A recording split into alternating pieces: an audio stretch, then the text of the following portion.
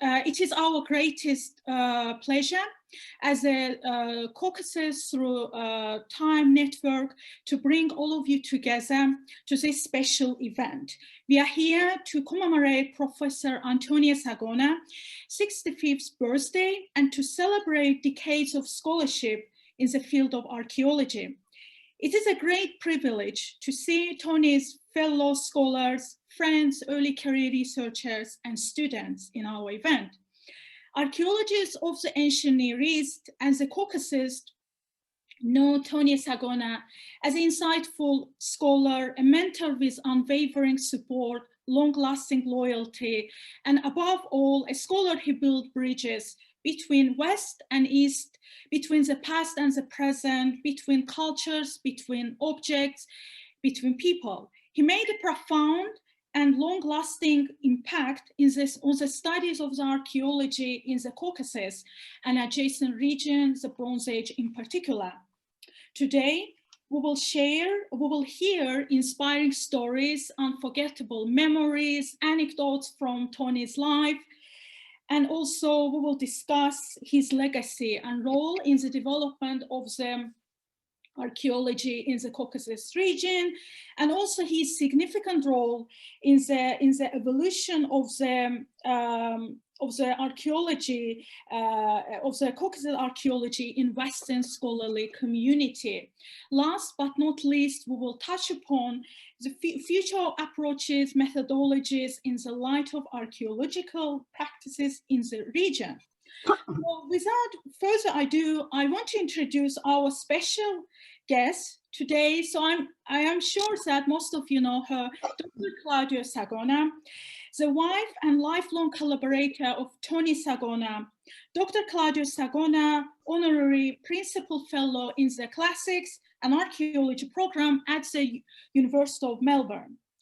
We are really honored to have you in our event, Dr. Claudia Sagona. Would you love to share with us a few words? Thank you very much. I've been asked, as Naman has said, to take this chance to thank everyone for participating in this webinar. It's just wonderful. Now, Naman and Gwendoline and all those who've helped bring it together, it's a wonderful event. And I know he would have been really, really excited to see everybody. And it's just, I always find it very moving that people hold Tony in their thoughts and that his work still continues to have a great deal of relevance in the field.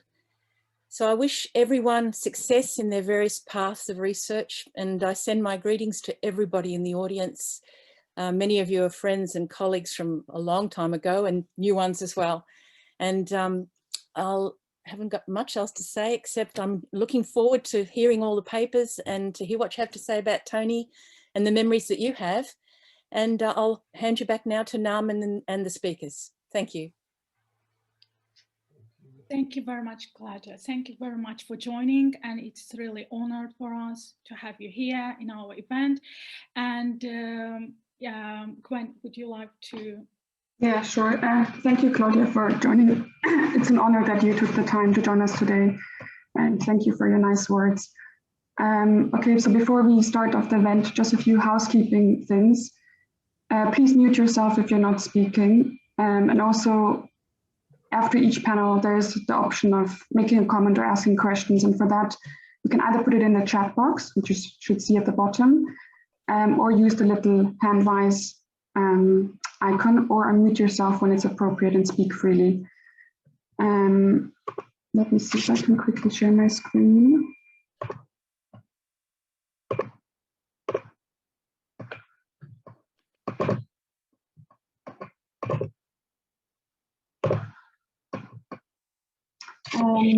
As you all probably are familiar with the event program by now. So it will consist of 4 panels. After each panel presentation, if time permits, there's time for questions or comments. There will be discussion at the end of the event, followed by a few concluding remarks. Please also notice, you might have noticed that the event is going to be recorded to make it available online. So if you want to opt out of that, you can do that by leaving the meeting. Now I'm going to take a few moments to introduce our network, which is called the Caucasus Through Time Network, for those who are joining us for the first time. So we're a group of master's and PhD students from Georgia, Armenia, Azerbaijan, South Africa, and the UK. All of us work on projects related to the study of the Caucasus. And all of us are here today and will be chairing individual panels. We are an interdisciplinary network and thereby host and welcome talks from a variety of disciplines, not just archaeology, such as history, art history, medieval studies, literature, or related to the study of the Caucasus. The network is an inclusive, informal, and encouraging environment, and we put strong emphasis on the role of uniting, transcending national boundaries, and enhancing dialogue among the variety of researchers of the Caucasus. We put a particular emphasis on the promotion of young and early career researchers of the Caucasus, with the aim of providing, especially in future events, a safe space for young scholars and early career researchers to present their research or work and to foster relationships with scholars. And now I'm going to start with introducing myself and then the first panel. So I'm Gwen, I'm a PhD student at the UCL Institute of Archaeology. I'm working on a zoological project related to the Caucasus presence in the southern Levant. I'm specifically working on the faunal analysis of Talbot. Now to the first panel. As Norman has really nicely said it in introduction. As an archaeologist, scholar, and mentor, Tony Sagona was enmeshed in a wide network of people, academic disciplines, places, and cultures. And we're going to start the event with our first panel, in which our speakers, all close friends or professional colleagues of Sagona, will highlight his ability to inspire fellow colleagues, his scholarly generosity, and his ability to connect people. Thereby, our panel will discuss and share the memories of Sagona's teaching, community engagement, and travel encounters. Now a few words about the speakers. I will introduce you all together to save some time. I'm sure all of whom need little introduction.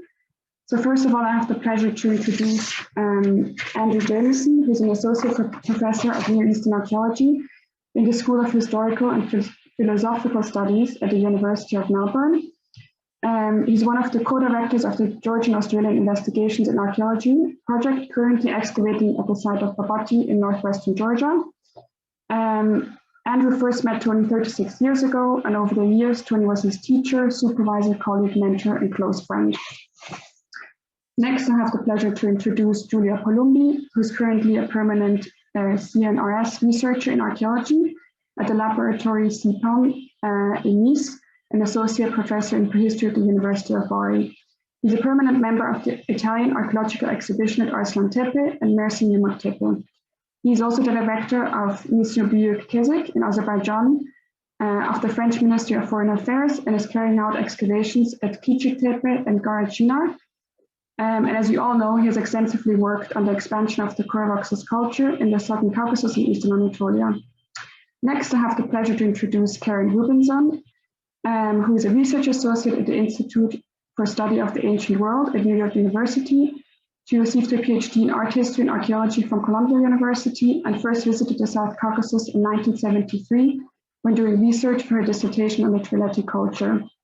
Dr. Rubinson organized a range of workshops relating to the archaeology of the Caucasus, notably one she organized with Tony Sagona, which resulted in a book publication, Ceramics and Traditions, which was published in 2008 together with Tony by Peters Press. And lastly, I have the pleasure to introduce Rafi Greenberg, who's a professor of archaeology at Tel Aviv University and the head of Talbot Research and Excavation Project. He has published widely on the diasporic aspect of the Caucasus tradition in the Levant, and his most recent book is The Archaeology of the Bronze Age Levant, which was published in 2019 by the Cambridge World Archaeological Series. I thank all the panelists of the first panels for joining us today. And we will start with Andrew Jamieson. The floor is all yours.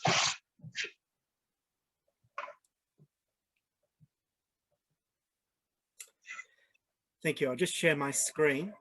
Yeah, let me stop sharing. Okay, yeah.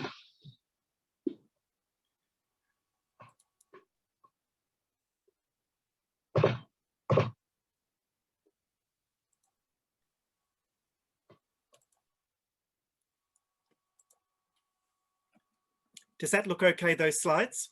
Yeah, looks perfect. Well, ladies and gentlemen, colleagues and friends, good morning, or in my case, good evening. May I begin by thanking the organisers of this workshop and for also inviting me to speak. In this panel, Naaman has asked us to reflect on Tony's life in archaeology, his teaching, supervisions, publishing, and community engagement, and on his ability to reach across boundaries. I first met Tony 36 years ago, and he was my teacher, supervisor, colleague, mentor, and friend. And in the 5 minutes allotted to me, I'd like to mention a few recollections, beginning with some comments about the early stages in Tony's archaeological career. Reaching across boundaries was in his DNA and started early on in life. Tony was born on the 30th of April, 1956 in Tripoli, Libya, and from a very young age was intrigued by the ancient world. His parents, Salvatore and Maria, made the momentous decision to migrate to Australia in 1959. Tony had vivid memories of the sea voyage, recalling that while most passengers on board were feeling seasick down below, he and his father were above deck enjoying salami sandwiches and filled with anticipation and excitement at what awaited them. Tony was much influenced and inspired by his supervisor, William Cullican. Bill was well known for his powers of exposition, which made him a most entertaining speaker. Above all, it was Cullican's ability to synthesize and interpret data and to formulate concepts that established his reputation. And these were traits which Tony inherited. Tony's first major piece of research was his fourth-year honours thesis, the development and expansion of the early Transcaucasian culture during the 3rd millennium BC, the Kerbet-Kerak problem. Tony's PhD was also completed under Cullican's supervision in 1983. Like his fourth-year thesis, Tony's doctorate examined the Caucasian early Bronze Age Kura-Araxes material culture. It is dedicated to the memory of William Cullican. And the archaeology of the Caucasus, the early Bronze Age, and the Kura-Araxes remained enduring research interests. One of Tony's greatest achievements was to establish and consolidate the discipline of archaeology at Melbourne. When Tony was appointed to the faculty in 1984, archaeology at the University of Melbourne was scattered across history, Middle Eastern studies, and classics. In a few short years, he consolidated the discipline and introduced the archaeology major, which would attract a legion of students over the next 3 decades. Tony's ability to reach across boundaries is reflected in the subjects he taught: Beyond Babylon, Comparative Civilizations, Archaeology of Complex Societies. Tony's graduate students remember him as a kind and generous supervisor, always constructive and encouraging. He nurtured many students as principal or co-supervisor for 27 PhD theses, including 6 from overseas and 28 master's theses. In addition, he supervised 76 honours and other graduate theses between 1984 and 2016. And like his teaching, Near Eastern archaeology, material culture, the Bronze Age, and Anatolia and the Caucasus were common research themes in the dissertations Tony supervised, always reaching across regional, cultural, and theoretical boundaries. Tony was the author of 8 books and the editor of another 8. He also wrote over 100 chapters, journal articles, conference papers, and encyclopedia entries. In 1999, Tony assumed the editorship of Abanahrane, an annual journal originally produced under the auspices of the Department of Semitic Studies and established in 1959.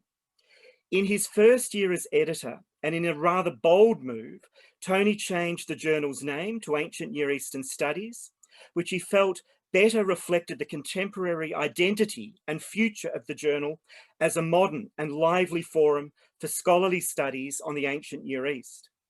In addition, Tony and Claudia embarked on a most ambitious editorial role in overseeing the production of more than 40 monographs in the ANES supplement series.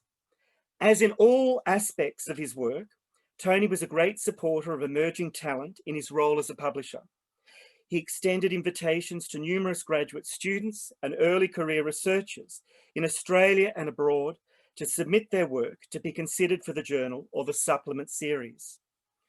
The theme of boundaries is evoked in the title of many of Tony's publications, Frontiers and Mountains, Bridging Two Continents. Sadly, Tony did not live to see his final book, The Archaeology of the Caucasus, in print, but his wonderful ability to evoke a landscape and skill as a writer are preserved in the words he used to open its narrative. On a clear day in the southern Caucasus, standing on a vantage point along the middle Kura Basin, the immense horizon becomes an irresistible attraction. There, dim in the remote distance, towering high above the foothills, is the mighty range of the Greater Caucasus Mountains. Their lower slopes are usually veiled in cloudy vapors, while their snow-clad peaks glitter in the sunlight, suspended between earth and sky. Over the ridge is another world, one of mighty river valleys and foothills that merge imperceptibly with the vast European steppe lands beyond. Tony was a sought-after speaker all around the world, especially on Anatolian and Georgian archaeology and Gallipoli. Those that heard him in the lecture hall and in public will always remember his engaging talks. Many will remember his great sense of humour. As others have noted, his ability to mimic was devastating, never vicious, but incredibly clever. In 2014, work commenced on a feshthrift to commemorate Tony's 60th birthday and celebrate his many achievements. The volume is a testament to the esteem and affection in which Tony was held around the world. It contains 64 chapters by 86 colleagues and students, past and present, from Turkey and Georgia, Australia, as well as Armenia, Azerbaijan, France, Israel, Italy, Russia, the United Kingdom and the United States. Yet again, reflecting Tony's capacity to engage widely. As a friend, I was inspired by his words about why archaeology and the past matters. It lies at the heart of the humanities, he said, to explore what it is to be human, whereas it would be possible to live in a world without the humanities and in turn, history and archaeology. What a boring and meaningless world it would be, bereft of memory or imagination, or any understanding of the cultural environment that has shaped all our lives. I'd like to conclude with a quote from the editors of Tony's Feshthrift. Tony demonstrated that someone from Australia, a country thousands of kilometres away from the Near East, can make a profound and lasting impact on studies in that region. Moreover, beyond his academic contributions, he firmly established himself as someone who has gained the respect and fondness of colleagues the world over. This is no simple success. Thank you very much. Thank you. Thank you so much, Andrew. That was really great. I guess we'll have some time for comments after everyone has spoken. So next up, we have Giulio. Oh, wait, you're Hello, everyone. Yes, So, hello, everyone. Thank you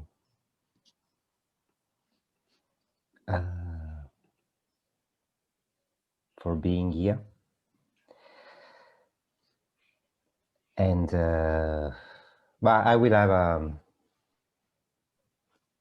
very general, let's say, considerations on Tony and on the contribution I think he made to to the archaeology in general, not only to the formation. Actually, the archaeology in the Caucasus has a very, very long tradition.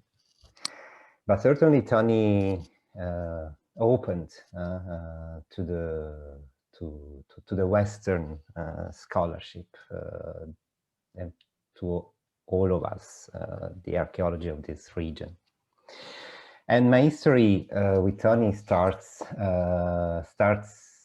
from Aslan Tepe, which was actually the place I was coming from. And Sosayuk was the place I was going to during the first year of my PhD research in the very hot summer, 1999.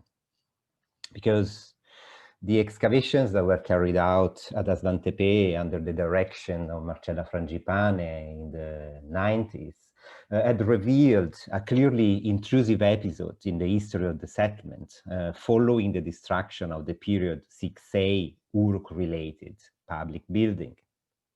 And this episode, to be identified as period 6B1 in the sequence of Aslan Tepe, marked abruptly the end of the Chalcolithic socioeconomic trajectories and the beginning of a new era of the early Bronze Age for the settlement. Period 6B1 recorded wattle and daub architecture associated to a tradition of red-black ceramics, featuring morphological repertoires recalling those from the settlements of Karaz, Pulur, Güzelovan in eastern Turkey, as well as those discovered, according to the still very scarce literature available at that time, on the region that we used to call, still in the early 90s, known as Transcaucasia. At that time, for me, the only accessible work on Transcaucasia, on the prehistory of Transcaucasia, was Tony Sagona's PhD dissertation, The Caucasian Region in the Early Bronze Age, published in 1984 in the British Archaeological Reports. As Anthony Harding wrote in a less than soft review of Tony's book published in Antiquity in 1985, and I quote, "The problem facing anyone working in this region, and I mean Caucasus, is the inaccessibility of the literature. We are all used to puzzling things out from captions and illustrations, but where Georgian and Armenian are concerned, even that is not straightforward. To this extent, we are greatly in Sagona's debt for the presentation of so much otherwise unobtainable material." End of quote. So, under the advice of Marcella Frangipane, I was going to Sosayuk in the district of Erzurum to meet finally with the new pioneer, Tony Sagona, and to look for analogies and connections with the material culture of the so-called, of the Transcaucasians from Aslan Tepe, as we used to call them at that time. In the late 90s, the University of Melbourne Northeast Anatolian project had already been running for almost 10 years. At first, by surveying the region of Bayburt and excavating the settlement of Büyüktepeöyük, and finally starting a new program of excavations at the mound of Sosayuk in the village of Yiğitbaşı in the plain of Pasinler.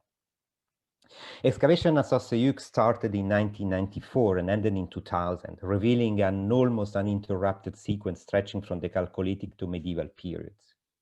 This long sequence made Sos the main and longest stratified archaeological reference for northeastern Anatolia, by shedding light for the very first time on the cultural and social developments between the 4th millennium and the 1st millennium AD in the region. And among the many factors that contribute to making Sos a key site in the prehistory, in the prehistoric archaeology of Northeast Anatolia, is that its sequence provides a unique and still unique long-term perspective on the history of the Kura-Araxes culture, from its formation to its later developments. At that time, from the perspective of the European scholarship, very little was clear about the Kura-Araxes culture, starting with chronology and its internal periodization. One of the earliest attempts to build a compared regional chronology of the Caucasian and Euphrates regions in the 4th and 3rd millennium was the workshop organized in Istanbul in 1998, edited by Catherine Marro and Harald Outman. And in the conclusive section of the volume, Catherine Marro and Marcella Frangipane stated that most of Transcaucasia in the third millennium, open quote, most of the Transcaucasian in the third millennium is occupied by the so-called early Transcaucasian culture.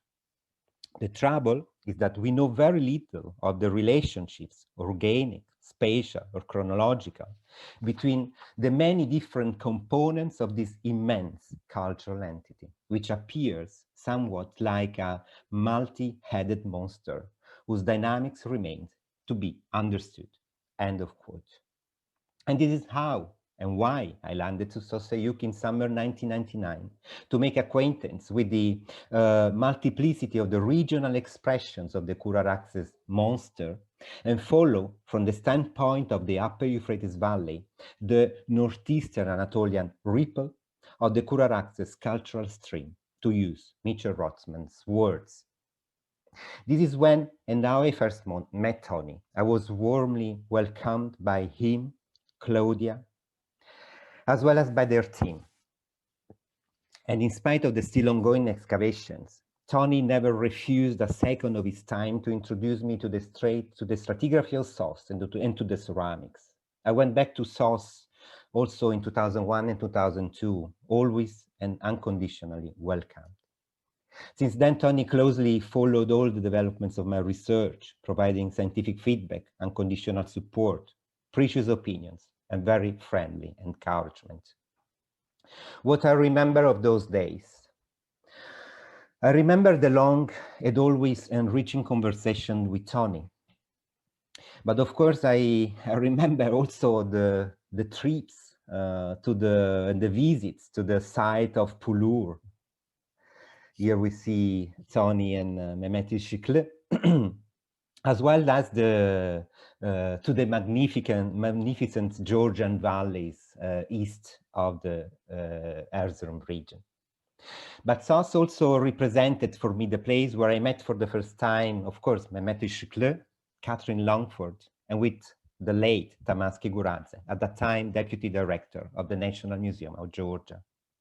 Tamas was for me a fundamental human and scientific resource. For the researches that I carried out at his museum in the following years, and for revealing vivid scenes of the Georgian archaeology, in spite of the economic difficulties the country was experiencing at that time. So while Tony was my mentor while I was taking my first steps in the archaeology of the Kura-Araxes culture, I think that Sosayuk was also important because it was a successful field laboratory that set the basis for the construction of a new network of human and scientific relations that since the early 90s was bridging the gap between communities of archaeologists based in different parts of the world. Until that time, apart from some very episodic events, geopolitical and linguistic barriers had seriously retarded a dialogue between foreign archaeologists and the already well-structured Soviet and post-Soviet community of Caucasian archaeologists. Tony was among the main actors in the early stages of this new dialogue, though I think it is important to mention on these terms the work and agency of Philip Cole, Karen Rubinson, and Winfried Ortman as among the first to cross national boundaries and overcome previous geopolitical frontiers in order to build a new community of archaeologists working in the Caucasus, and that we see reunited today thanks to the effort of Narmin Ismailova and Gwendoline Maurer. Frontier is a recurring term in Tony's books and articles. This is certainly due because Tony enjoyed very much working in the regions of highlands and mountains that, par excellence, often are imposing geographical frontiers. But it's probably also due to the fact that Tony had clear in his mind that frontiers are not barriers, or rather they are potentially fertile spaces of interaction for social, cultural, political, and personal encounters, both in the past as much as in the present. Since the beginning of his career, Tony understood how to overcome all types of frontiers, geographical, cultural, political, and disciplinary, in order to transform them in space of creative research that allowed him to constantly progress in his projects. I would like to make a couple of last comments before giving the floor to the next speaker. The first concerns the Kura-Araxes culture, which is the lifetime research that connected and still connects me to Tony. Before him, Armenian, Azerbaijani, Georgians, as well as few foreign archaeologists knew relatively well what the Kura-Araxes culture was in terms of regional development. But much of what we know now about the Kura-Araxes culture is based on the work, data, and consideration that Tony has produced over the last 30 years, thanks to his capability of piecing together an often fragmented evidence to build the big picture he never lost the sight of. And the second concerns the scientific rigor that has constantly characterized his research and his generous and inclusive attitude towards data sharing and circulation of knowledge, by constantly offering spaces of opportunities for publication from which we all benefited and are still benefiting. In this frame, Tony has always shown respect and consideration towards data produced by other colleagues and has always given voice and been open-minded towards readings and interpretations of the past other than his own.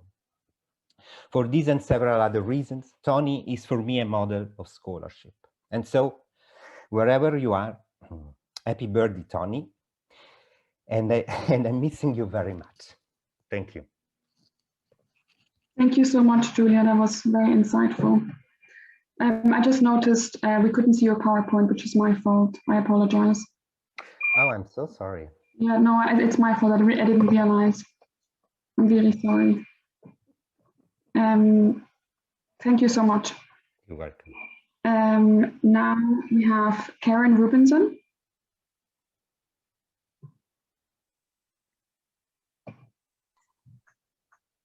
Share screen.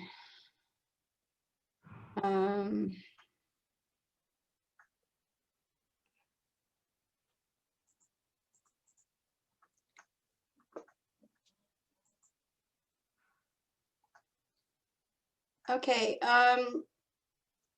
I did not prepare a formal written presentation, which of course would have included everything that has already been said by Giulio and Andrew. I want to thank the Caucasus Through Time Network for inviting me, and Naram and Gwen for putting this all together and helping me get started. And I want to say at the start that I think that the network is a fabulous thing.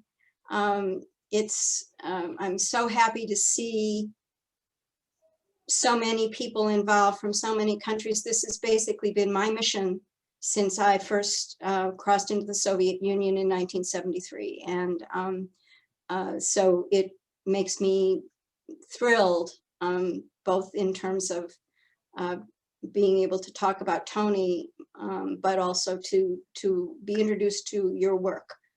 Of the 4 components that this panel is supposed to cover, teaching, supervisions, publishing, and community engagement, I will discuss the latter 2 in one form or another, but start with where I met Tony, which was in 1995 in Saarbrücken, when there was a symposium that went along with the exhibition Unterweg zum Gilderen Vlies.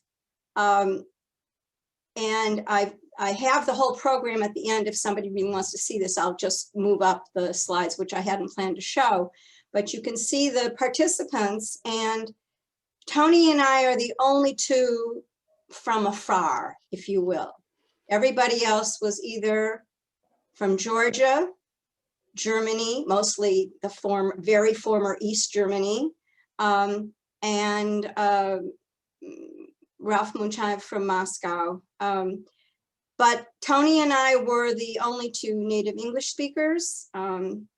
We were 2 of 3 people who gave our papers in English. Mikhail Abramishvili, who was here, also was there. As a result, since a lot of the papers were given in Georgian, which I didn't speak, or Russian, which Tony was less fluent in, we spent a lot of time together through the 3 days of the conference, helping each other get through the presentations. And obviously this picture is not from that time, but that is when I first met him. And the fact that he and I were invited, I sort of feel bad talking about myself, but in this case, I guess I don't have any choices, demonstrates what has already been said, that Tony was involved in the South Caucasus for a long time by this time, and had the connections with some of the people who put this symposium together. And it demonstrates his long commitment to work in this part of the world. And I want to also say, I didn't keep the program, or I couldn't find it, but Stefan Kroll, who attended the conference, provided me from his notebook the program. Now, the next big event, if you will, it is not the next time I saw Tony. I went back through my calendar and we had dinner in all parts of the world and went to the theater together and talked archaeology over the years. But in 2003, Tony helped me organize the Ceramics and Transitions workshop, which has already been mentioned. Tony, I was committed, and Tony was committed to bringing together mid-career scholars and at least one student from every country that was participating. Unfortunately, the Iranians couldn't get visas. We had some difficulties. That process of having mid-career scholars and students was to make sure that the network that we were building, Tony and I, could move into the future. You'll see some people on the screen here who you'll also be seeing in the little boxes on the Zoom. We gathered together for 6 days, I decided to put in the poster session at the end so you could see we actually did work. It wasn't just that we sat around and drank wine the whole time. And here is a picture of the participants, which gives you a sense of, as I said, many of the people who are in this room, in this picture, are also on the Zoom call. And that network, which has already been discussed by Andrew and Giulio, is really there. Tony is at the center of it. And I think that that's a very proper place for him. And briefly to talk about publishing, because I wanted to just address, and you've already seen these pictures, so I'm trying not to repeat too much, but first of all, the book Ceramics and Transitions, which Tony and I edited, which grew out of the workshop. Not everybody who was in the workshop put a paper in there, and a few people who weren't in the workshop, including Iranians who had not been permitted to travel to the States by the Americans, were included. And for those of you who are the students of the network now, we edited this book mostly on paper with envelopes that traveled across the Atlantic and Pacific Ocean. It was one of the contributions to this crossing of borders, which Tony was committed to. And it was a pleasure to work with him. I mean, I've co-edited a lot of volumes, and he's my favorite co-editor, I guess is the way to put it. And then I want to briefly talk about the Archaeology of the Caucasus, which was his last book. And as I said in my review of the book, it is a treasured legacy of his scholarly work.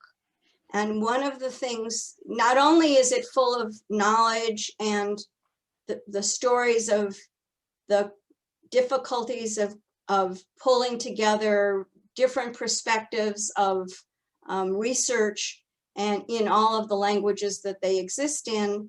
But if you look at the footnotes, you see Tony's network. He thanks this person and then that person and then another person for access to unpublished material, a variety of different kinds of things that publications. He was able to personally reach out, and people were willing to provide him with the information that he needed to create this magnum opus, which is going to be really important for scholarship going forward for a very, very, very long time. And so it is both a testimony to his knowledge, but also, as I said, to his place in the field and the respect that everybody trusted him with their data and that kind of thing, which is not necessarily something that many people find in requesting help from colleagues. And then finally, again, the Festschrift, which his students and young colleagues put together. And I had also said, like Andrew, well, there are 64 papers by 86 colleagues. I also will note it weighs almost 7 pounds, about 3 kilos. And I think that it's a testimony to, again, Tony's community, that so many people chose to write in his memory, in his honor, and is a very, so for him, I mean, so that's another monument. One of the monuments is his Archaeology of the Caucasus, and the other is this book that was presented to him. And that's really what I wanted to say. I miss him terribly, as I know you all do. I also forgot to say, Claudia, thank you for doing the drawing of Ainur Shurd for the cover of the book that Tony and I did. And I want to thank the organizers of this for putting it together. Thank you so much, Karen. That was really great. Next we have Rafi.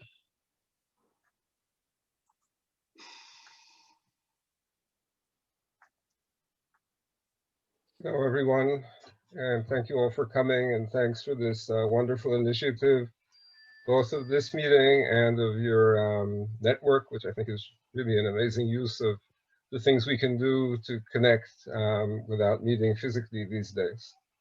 So all power to you all, especially to the youngest ones in the room.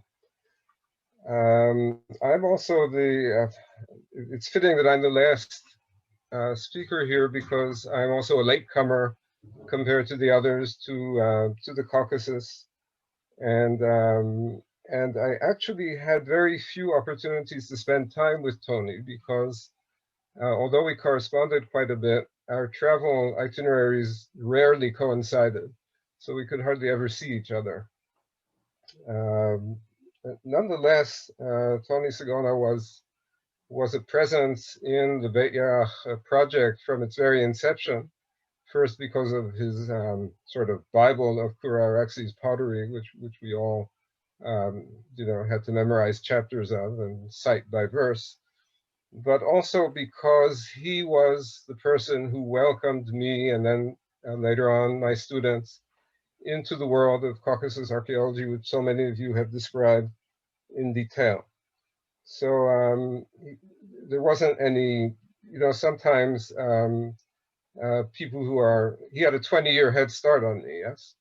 So often people look at newcomers and upstarts as someone who maybe they're coming to take away their breakfast or something. But Tony never had that attitude. He was completely generous with everything he knew, with the people he knew, with collaborators, with people who worked with him, several of whom arrived eventually and worked with us at Beit Yarach.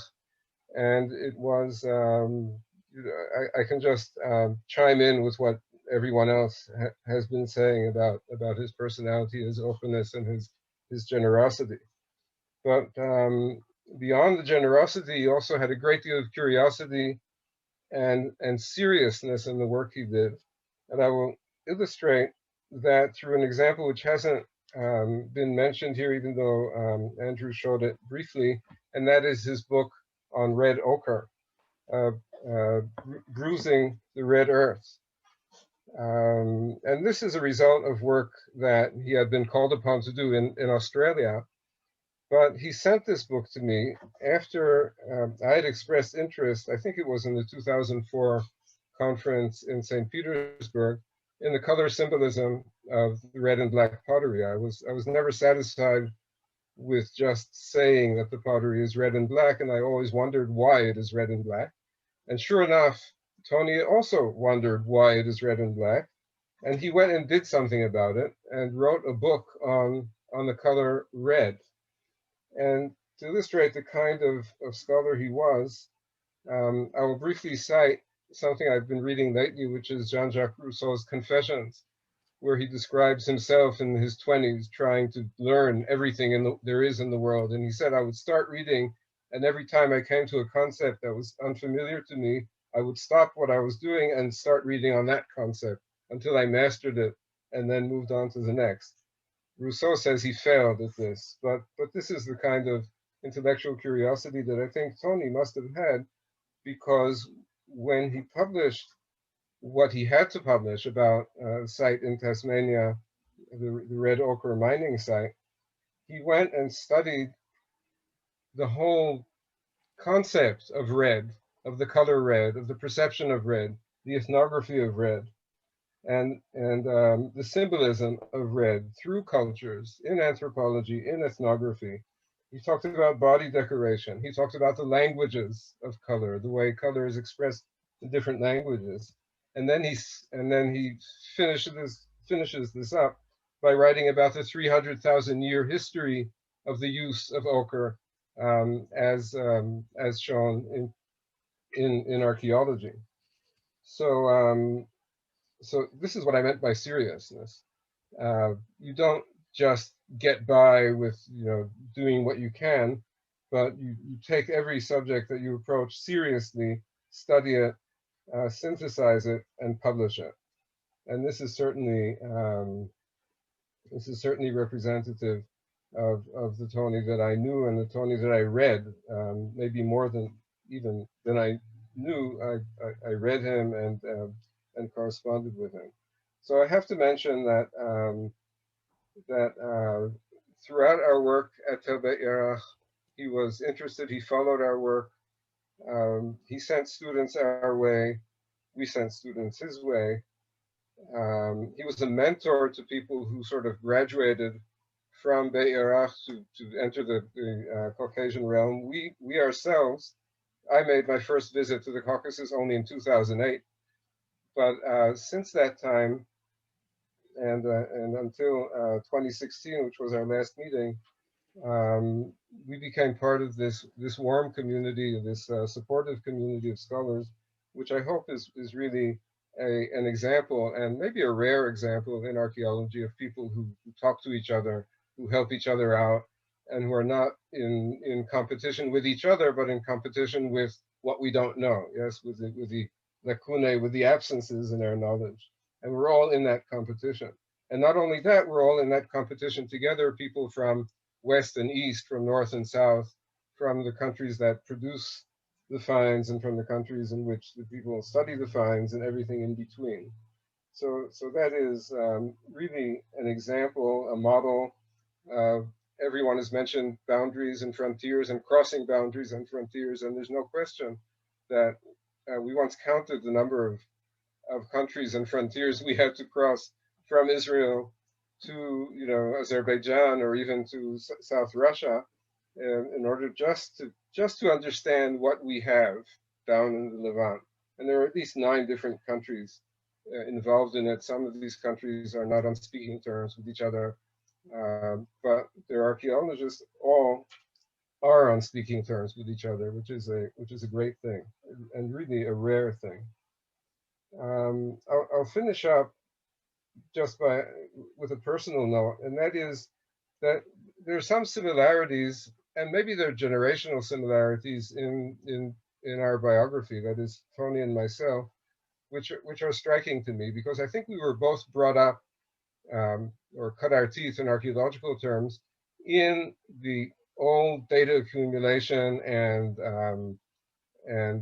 sort of positivist approach, which made sure that you always had to base everything you said on data, on facts or on evidence.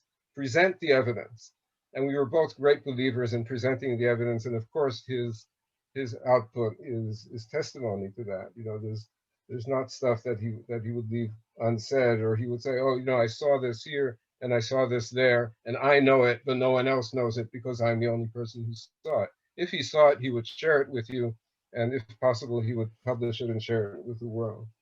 And that's something that we share. My first 15 years in archaeology were entirely devoted to publication of other people's excavations and of legacy excavations. And the other thing that I think we share is that we grew up into a changing world in archaeology. And I think both Australia and Israel changed more slowly than the centers of archaeology changed in North America and in Northern Europe. So that we became acquainted with the new archaeology, and then with the post-processual archaeology. And even in our later years, and last time we had a chance to talk about it in 2016, we were both of us looking beyond what we had been doing for the recent decades towards new frontiers or new ways of looking at archaeology, different periods. I think Tony went into the Iron Age in his latest work. And I think he would not have been at all surprised to hear from me that I was interested now in archaeology of the contemporary era, which is only about 5,000 years removed from the stuff that I actually know anything about. So it's a shame, and it would have been wonderful to correspond with him and hear his take on these changes that happened in our lifetime in the way archaeology is perceived and understood by the archaeologists themselves. Maybe we'll hear some more about it here, and I'm very glad that you gave me the chance to talk about it and to share this with you all. So thanks, Gwen and Armin and everyone else who has listened. Thank you so much, Rafi. That was fantastic. I want to thank you all, Andrew, Giulio, Carmen, and Rafi for joining us. And especially thank you to Karen and Andrew who are joining us from difficult time zones. Thank you for staying up late or getting up early. I appreciate that this is a difficult day for you. Thank you so much. Since we're running, I'm very conscious of time, so I guess we don't really have time for questions and comments. I guess maybe we can save if anyone wants to share a memory or anecdote relating to Tony until the discussion later. Yeah, thank you so much. And I guess we'll take a 5-minute break now and then return in 5 minutes for the second panel led by Maria and Magda. To see all of you here. My name is Magda. I'm from Georgia, but currently I'm located in Italy and carrying out my MA in archaeological material science at Sapienza University of Rome.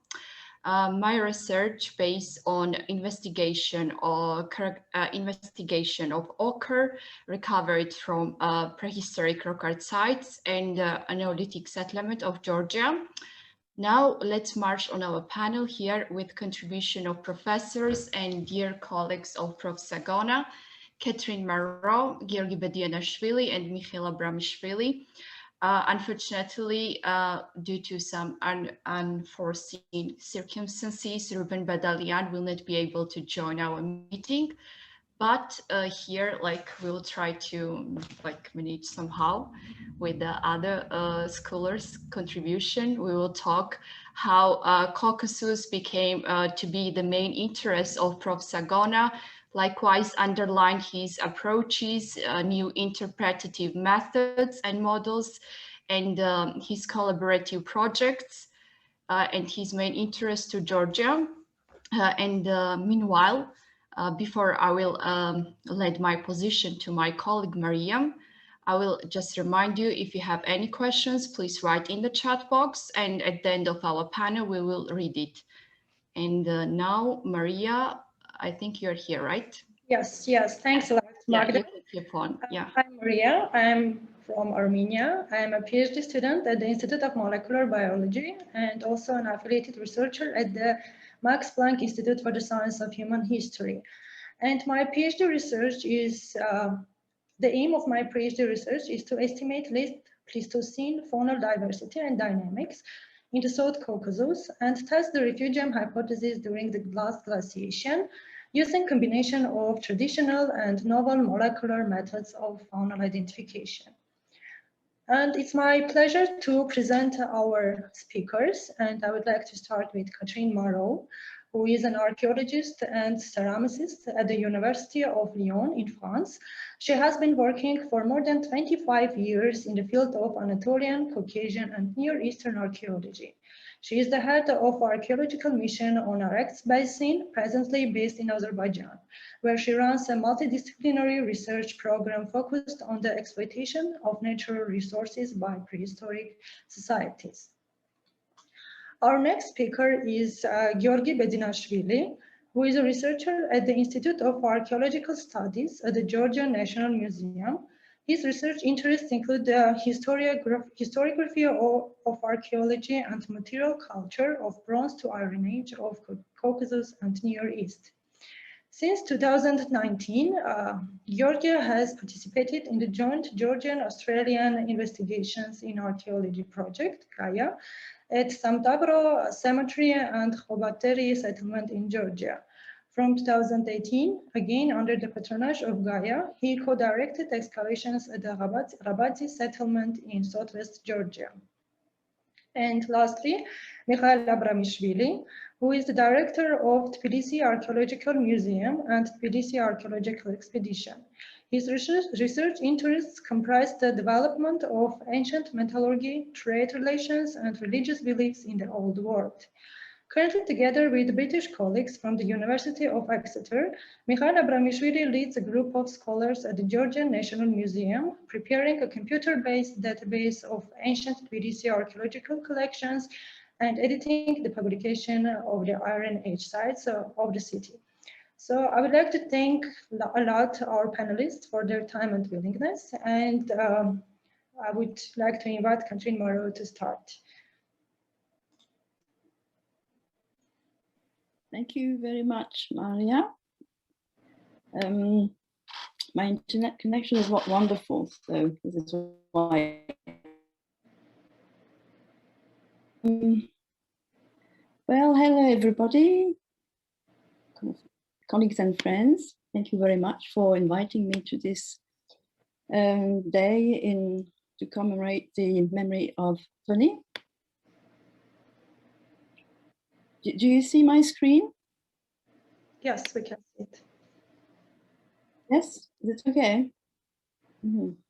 Okay. So my first encounter with Antonio Sagona was through his work, actually. That was when I was a PhD student working on the early Bronze Age culture of the Upper Euphrates in Turkey. And I suppose you all know that, but the early Bronze Age in the Upper Euphrates is also part of the so-called Kura-Araxes world. This is how I, without actually meaning it to start with, I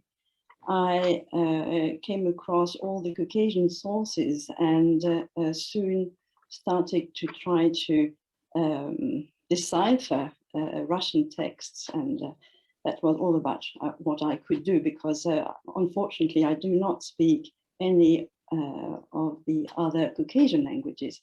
So of course the work by Tony, his PhD, that later was published in the British Archaeological Reports series, to me was a fantastic opportunity to know more about what our then Soviet colleagues had found over the years. And this is, I would say. For some reason, I couldn't find the original cover of this book. So this is why I tried to, well, redraw it myself in a way. This is basically, you know, roughly what it looked like. And that book, as I said, was one of the main sources for me to get introduced into Caucasian archaeology. And that was back in the early 90s, I would say. And this was it. And but my first real encounter with Tony, when I first met him for real, that was in 1998, during the what I call the Istanbul colloquium, the Istanbul conference I had organized in Istanbul together with Harald, the late Harald Hauptmann, at the German Institute of Archaeology.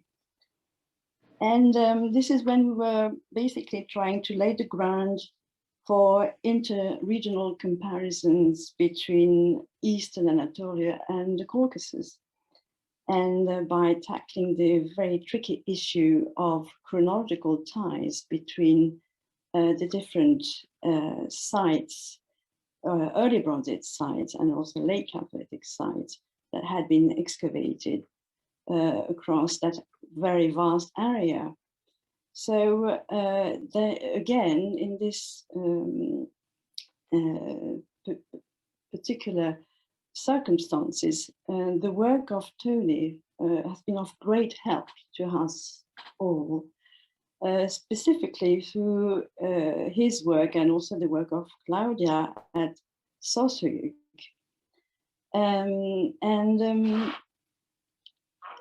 Because at that time, that was only in the 90s, the late 90s, but well-stratified information, well-stratified data from the early Bronze Age northeastern Anatolian region was very rare. And in this enterprise of ours, where we were trying to set up a pan or inter-regional chronology, well, the data, the newly obtained data from Sosoyuk proved to be extremely useful. And I also remember the clarity of his talk and his thoughts during this meeting, and also the clarity of his paper that was published in 2000 in the volume, whose cover I suppose you all see. And so it was, I also remember how accessible he was. He was, you know, I had just completed my PhD then, and he was extremely nice and helpful, interested in sharing ideas and talking. Yeah, I remember, you know, very well.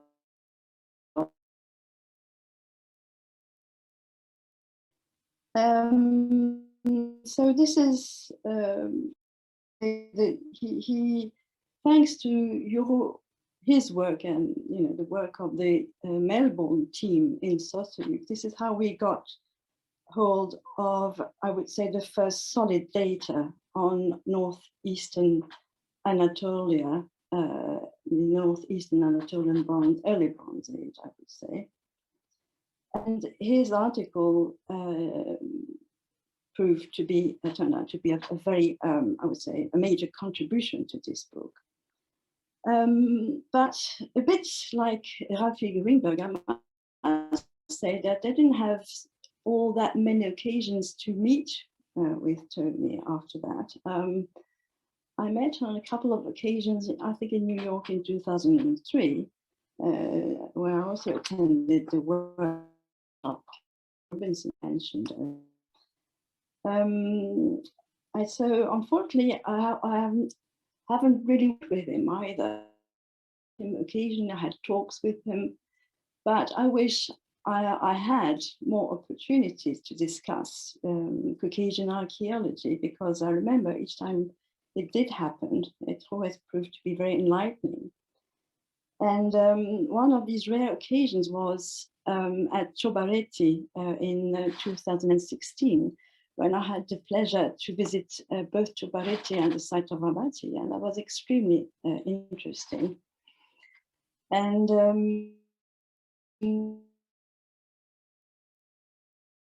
this visit,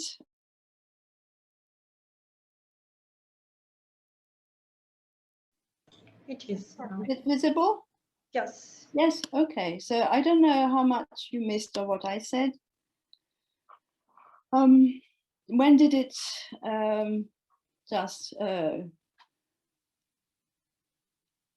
when did it close?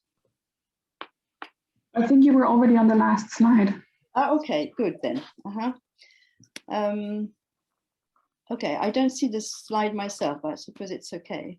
So what I wanted to say is only, just a few words, is that, yes, I had the opportunity to visit Ciobareti and Habati in 2016 during this on-sort copper and gold conference, and that was, I remember, it remains as a wonderful souvenir, both to visit Western Georgia or Southwestern Georgia, and the site themselves, which I thought were just stunning, I would say.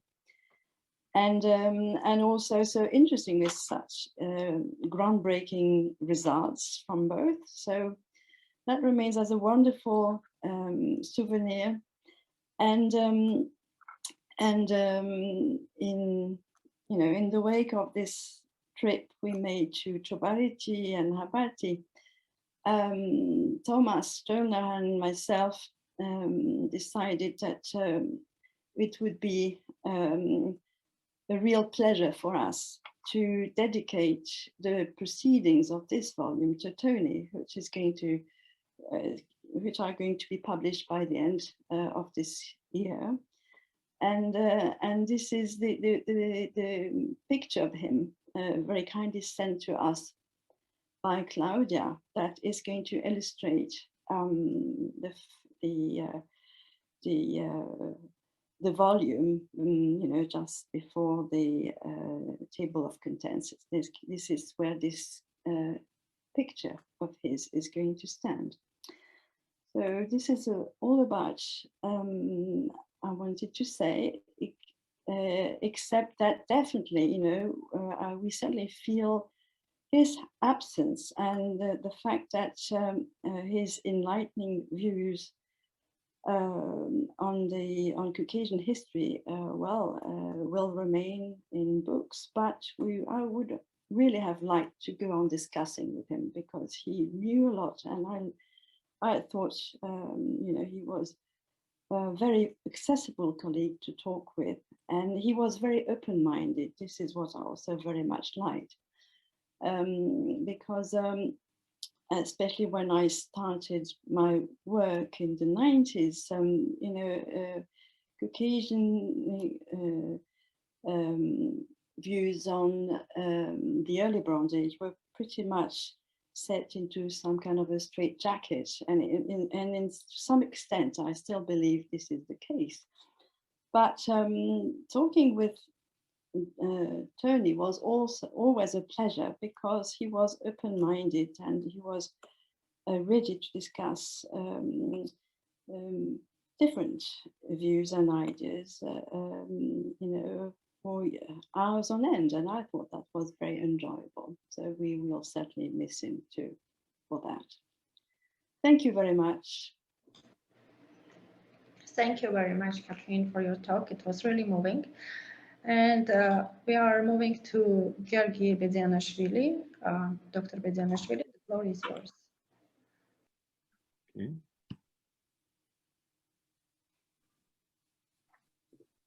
Can you see? Can you see my desktop? No. Not really. See Catherine's desktop. So. Okay. Yeah, I'm going to remove it. Just a minute. I'm going to remove this way.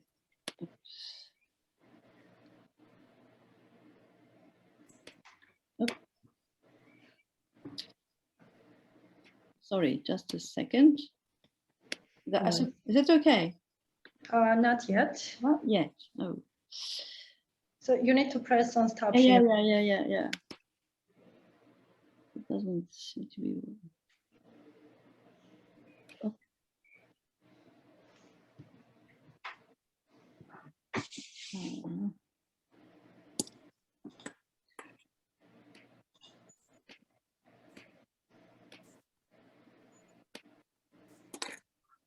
I can't find the toolbar any longer. It should be on the right button, if I'm not wrong. The right? Right button, yeah, and you need to click on the stop sharing. Yeah.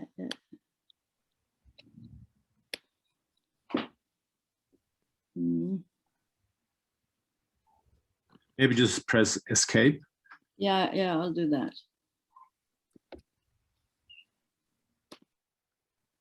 Perfect. Perfect. Yeah. Thank you. Okay.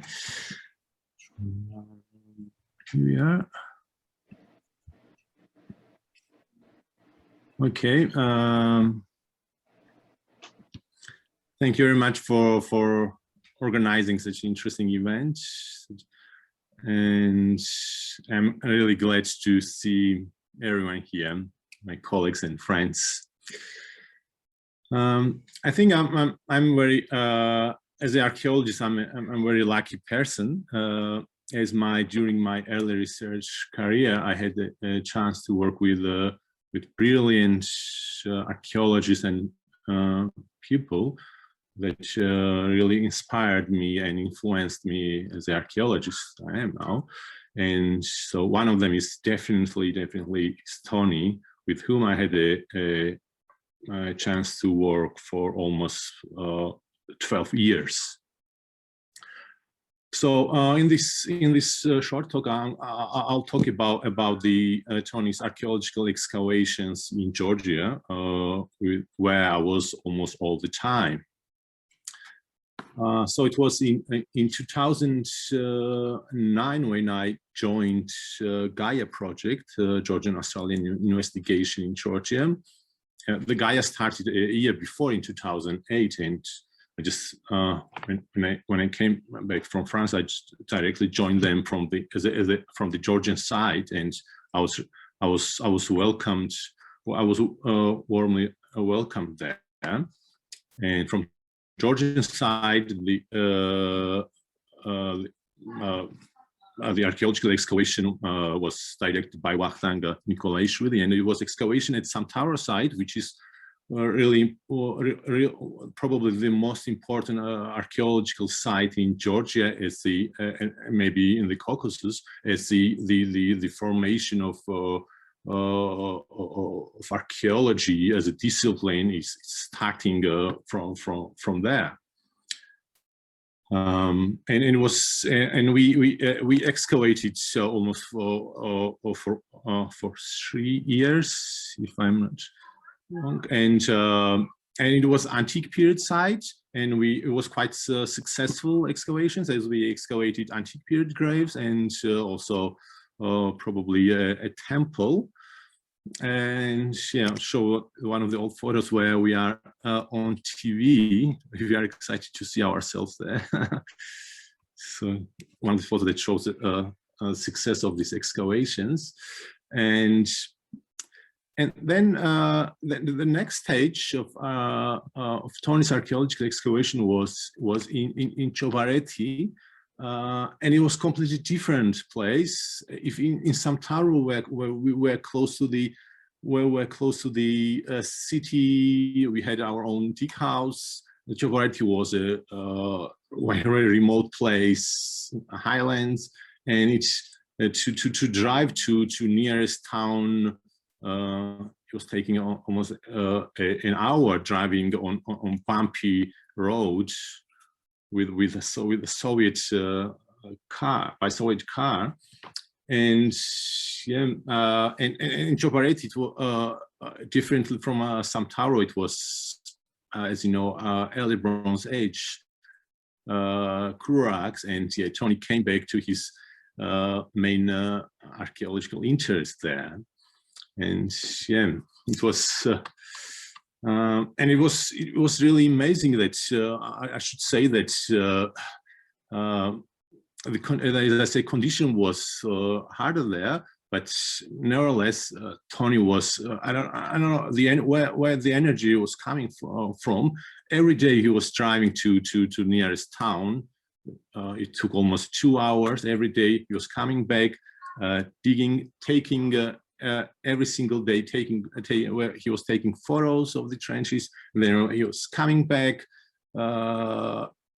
checking notebooks, and he was participating in everything, and it was really amazing.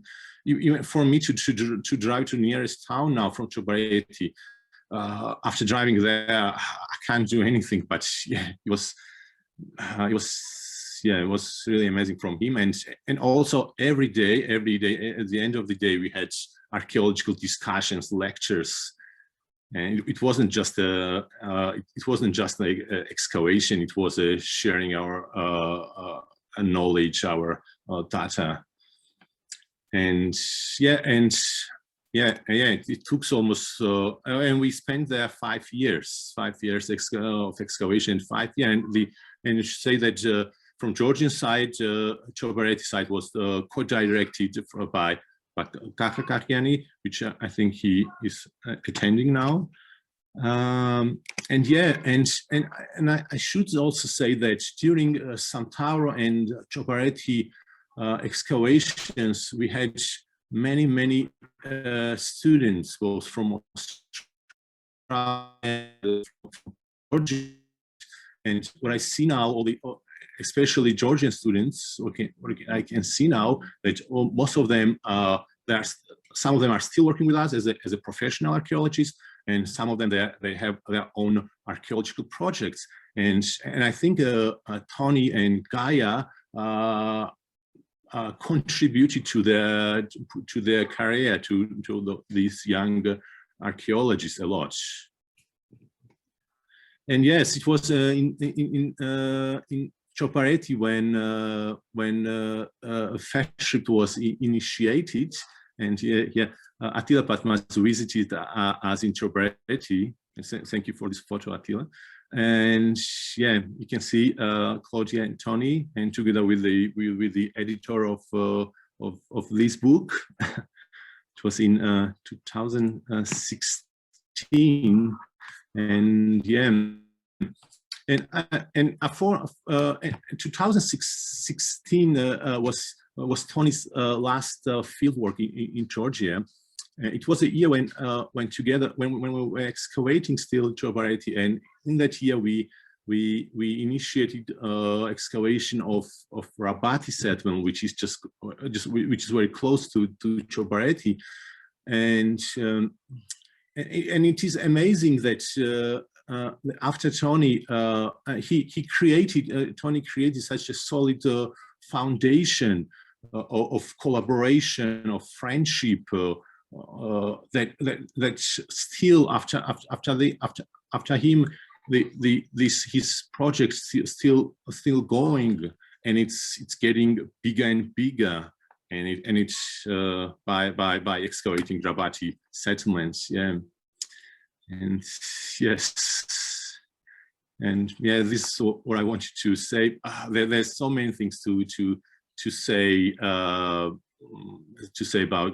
about Johnny, especially from my perspectives. But yeah, so he was. Yeah, I was. The inspiration is really big from him. Well, he I was invited by, it was in 2015 to Melbourne. And yeah, and Gaia, it's not only archaeology for me, it's also from personally, it's where I found my wife, future wife, and yeah. So you can imagine how important is all this Gaia and Tony. Yeah, so thank you very much.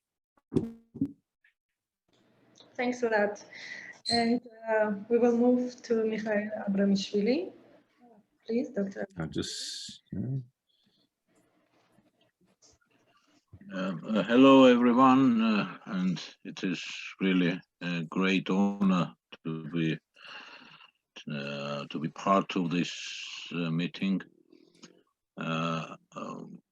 Much has been already said about Tony's merits, and I will remember just my personal relations with him.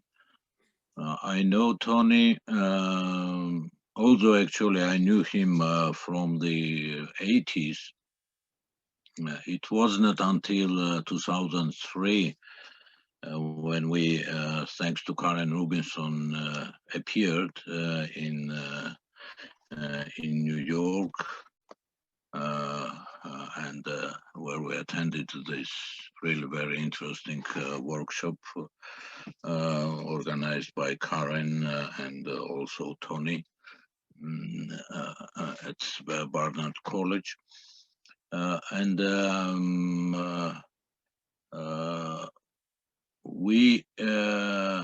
I was lucky that we've been, probably because Tony and me, we were almost the same age. I am about 2 years older. So we were put in a single one room, in a common room.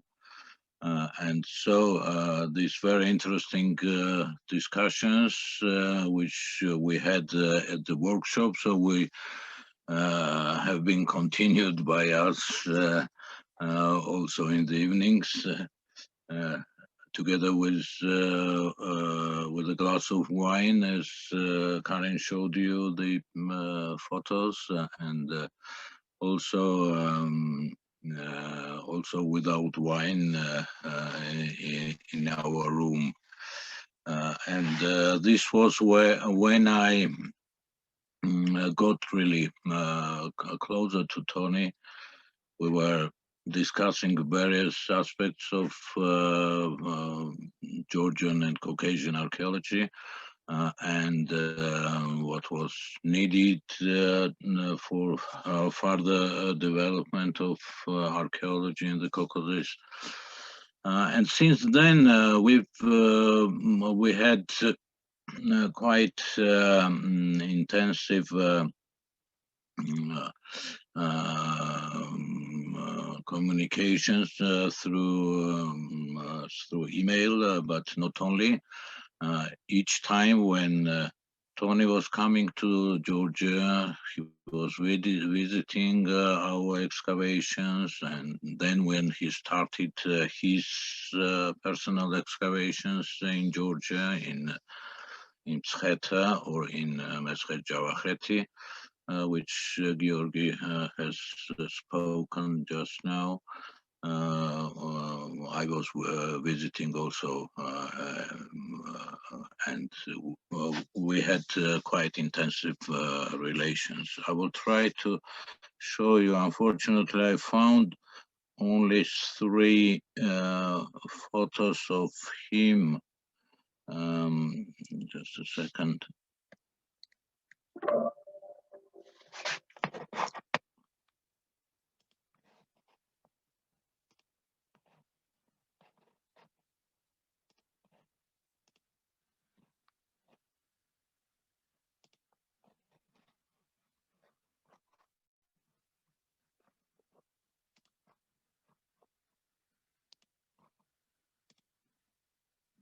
Is it visible?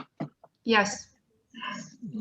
So this is from 2005 excavations, which Professor Winfried Rothman and I were conducting at the site of Sagona in Tbilisi. This is a Bronze Age site of 2nd millennium BC, quite interesting one.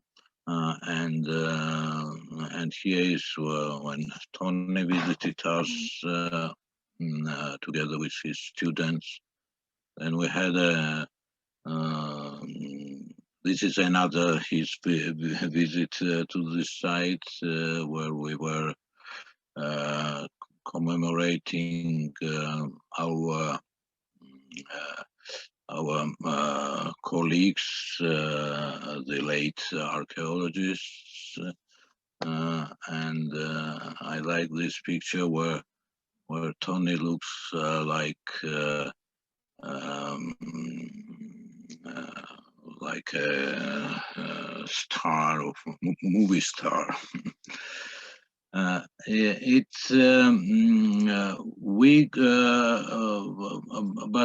what I really appreciate from Tony, it was that he was very helpful.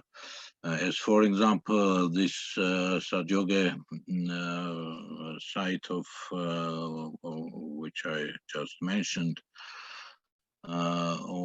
we did not have at that time the radiocarbon dates, and it was thanks to Tony we've got it, and now today we know that this site starts from 19th, 18th century BC, and its devastation is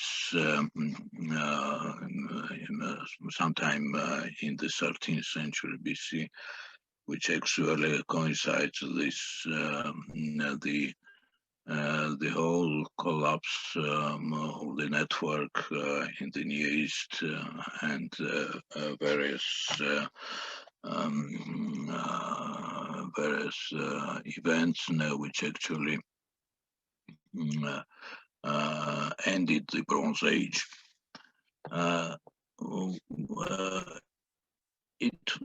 In 2001, we had an exhibition.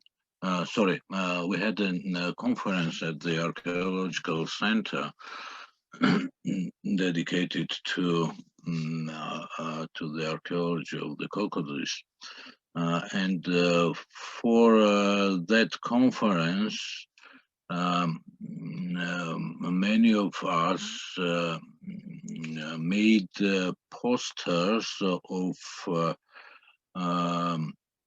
recent archaeological investigations, which we exhibited in our Tbilisi Archaeological Museum. And when Tony saw this, he immediately came up with this idea to publish it in the at the collection of articles, and as you all probably know about it, it was really thanks to him this this book was published, and actually it's a long time it remained as a first English language book on the archaeology of Georgia, starting from Stone Age, early Stone Age, till the medieval period. And of course, his last book will really remain as a manual, not only for foreign archaeologists, but also for us local archaeologists in the Caucasus as well. I very much really appreciate. So I'll just wait for a few minutes to Abramishvili to finish his screen sharing, and I'll continue with my panel. Did I? Yeah, you still sharing. at Ayanis, an Urartian castle located on near to Lake One in eastern Anatolia since 2013. Jen Bailey, bachelor honors in archaeology of University of Melbourne and graduate diploma in education, La Trobe University. She was a passionate student of archaeology and she was visiting excavation sites in northeastern Anatolia, in particular Sosuyuk, with the University of Melbourne and the Ayanis Kalesi on Lake One with colleagues from Ataturk University. Next is Dr. Marcella Frangipane. She was educated at Sapienza University of Rome, where she became researcher, associated professor, and then full professor of prehistory and protohistory. She is member of the Accademia Nazionale dei Lienci, Italy, foreign member of National Academy of Science of USA, corresponding member of the Dutch Archaeology Institute in Berlin, and also member of Archaeological Institute of America. She was working on Arslan Tepe expedition since 1976, and her scientific interests focus on the rise of hierarchical and unique societies, the early development of centralized economies and bureaucracy, the urbanization and early state phenomena, focusing on ancient Near East, mainly Anatolia and Mesopotamia. So Dr. Catherine Longford, if you're ready, you can start. And I want just to remind that if you have any questions, you can leave in comment section and we will read while our discussion time. Thank you. Dr. Catherine Longford. Hi there. Thank you very much for inviting me today to participate in this panel discussion on Tony and his life and his work. It's a great honour to be here. I think in terms of Tony and his work in Eastern Anatolia, and as everyone has said before, the first sort of influence he's had was his massive PhD dissertation doing a survey of everything from the Near East that was Kurax related. And that is a phenomenal work, which still today is a benchmark for understanding the Kurax and being able to engage with discussions of cultural identity versus ceramic sharing and things like that. It is still a fundamental piece of work which Stefan Batuik sort of built on for his PhD thesis. As well for Eastern Anatolia, Tony did then sort of brought together the Ashvan sites, which is another key one for those of us working in the early Bronze Age of Eastern Anatolia. But I think, especially when we talk about Tony's work, Tony and Claudia's work, I should say, the excavations at Baibert, at Buyuk Tepi Hoyuk and Soshuyuk near Pazanlar, they're key and very crucial for our understanding of what's happened up in northeastern Anatolia. The interesting thing with what Tony and Claudia did there is that they didn't go and find some amazing prestigious site to go and excavate, where you potentially would find golden treasures or elaborate buildings or something that would get you a National Geographic. What they studied was some little villages, and that was really important because what they discovered there is a huge sequence of agricultural life in the highlands of Eastern Anatolia. And by focusing on the daily life of ordinary people, people like you and me, we really get some understanding of what was occurring over thousands of years there in Eastern Anatolia. I think that's a critical thing as well, that he's focused on the little people and it's daily life that he looked at there. And everything was important. Now, what a hallmark of Tony's work is his meticulous recording. And whether that's recording the smallest artifact, whether it's photographing things, just thinking of his more recent excavations in Georgia, the photography was truly phenomenal when you're working on the side of a very steep hill slope. And this meticulous recording also extended into the notebooks as well, which I think by the time we reached Georgia, it had reached the true pinnacle of perfection in terms of excavation recording. And I won't betide anyone that hadn't quite got up to scratch that day in their notebook, but it was fantastic. And this is what characterizes Tony's work, because he was recording everything, because everything was important. It meant that he was interested in every different type of archaeological artifact and remain that could be found. So at Soshuyuk, you had the animal bones that were collected, You had human bones, you had all the obsidian, whether it was debitage or the cores, ceramics, of course. These led to sort of provenancing studies, both for the obsidian and the ceramics and thin section for ceramics and an elaborate ceramic typology. And I still think I remember some of the core wear type numbers as we sat there for 2 seasons, counting them all and weighing them all. Was it 1M1 or was it 1M2? I don't know. Anyway, and he also was interested in the landscape studies, the broader picture as well. So there's been several PhD theses looking at landscape reconstruction and pollen, and what else did he do? Oh, and DNA. Tony was eager for any new form of analysis as well, any sort of contribution the science could give to the archaeology of these sites.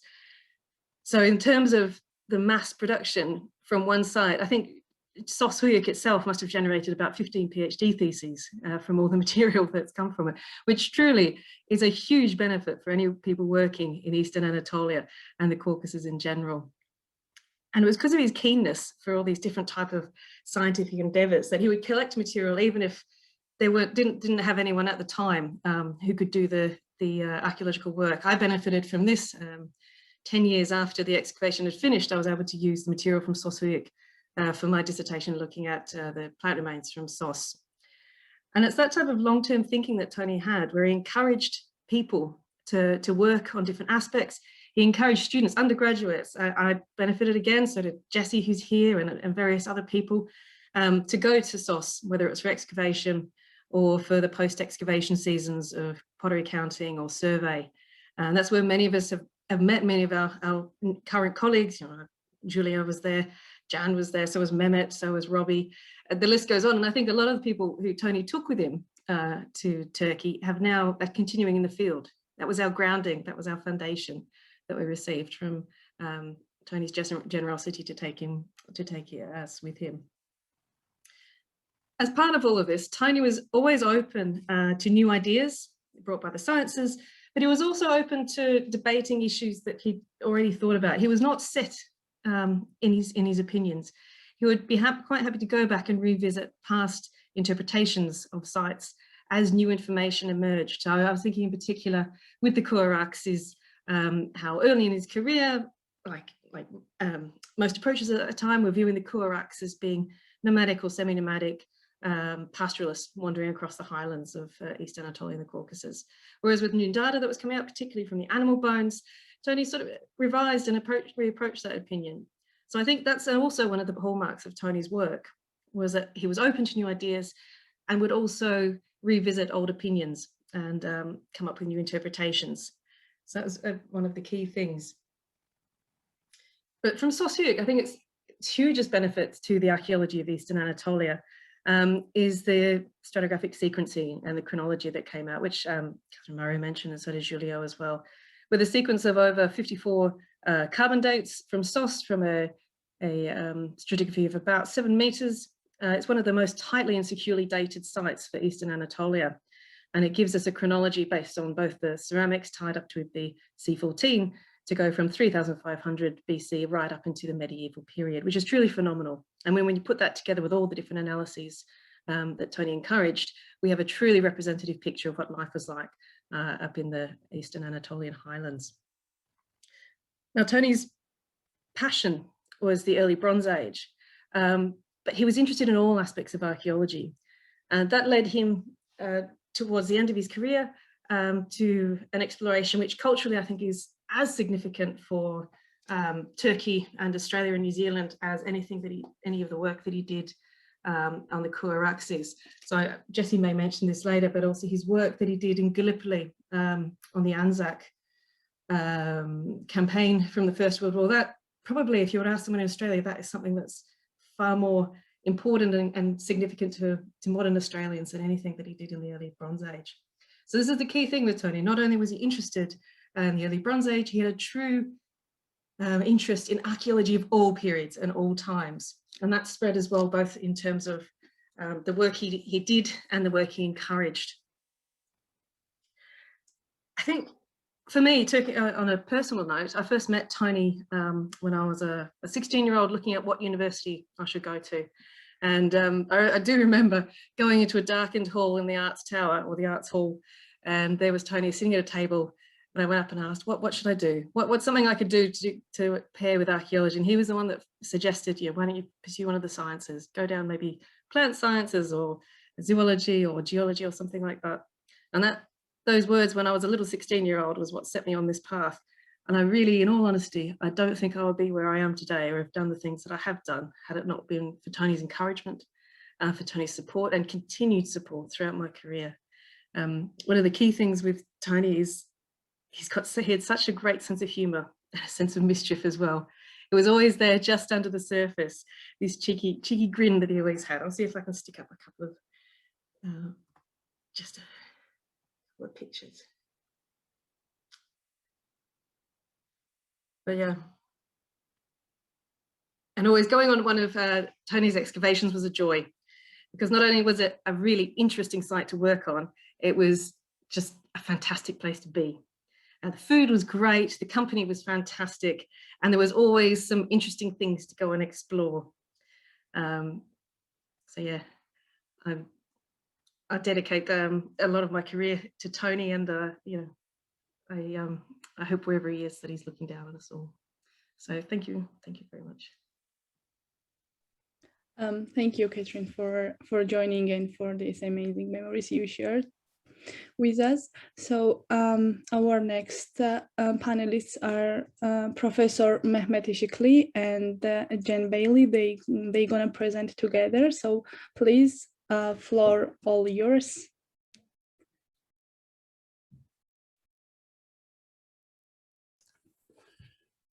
Hi everyone. Thank you very much for kind of invitation. First of all, I would also like to thank to all organizers of the great and meaningful event. And I would like to thank especially Narmin Ismailova for her kind of invitation and the concern during this process. I am very happy to be together with the Tony's friends. First of all, I would like to express how extremely happy and honored I am to participate and speak at this special event to celebrate Tony Sagona, whose legacy was to leave a deep impression on Caucasian and Anatolian archaeology in general, and also on me personally in my academic career. Let me please, I want to share my screen and I want to show some photos and very short videos.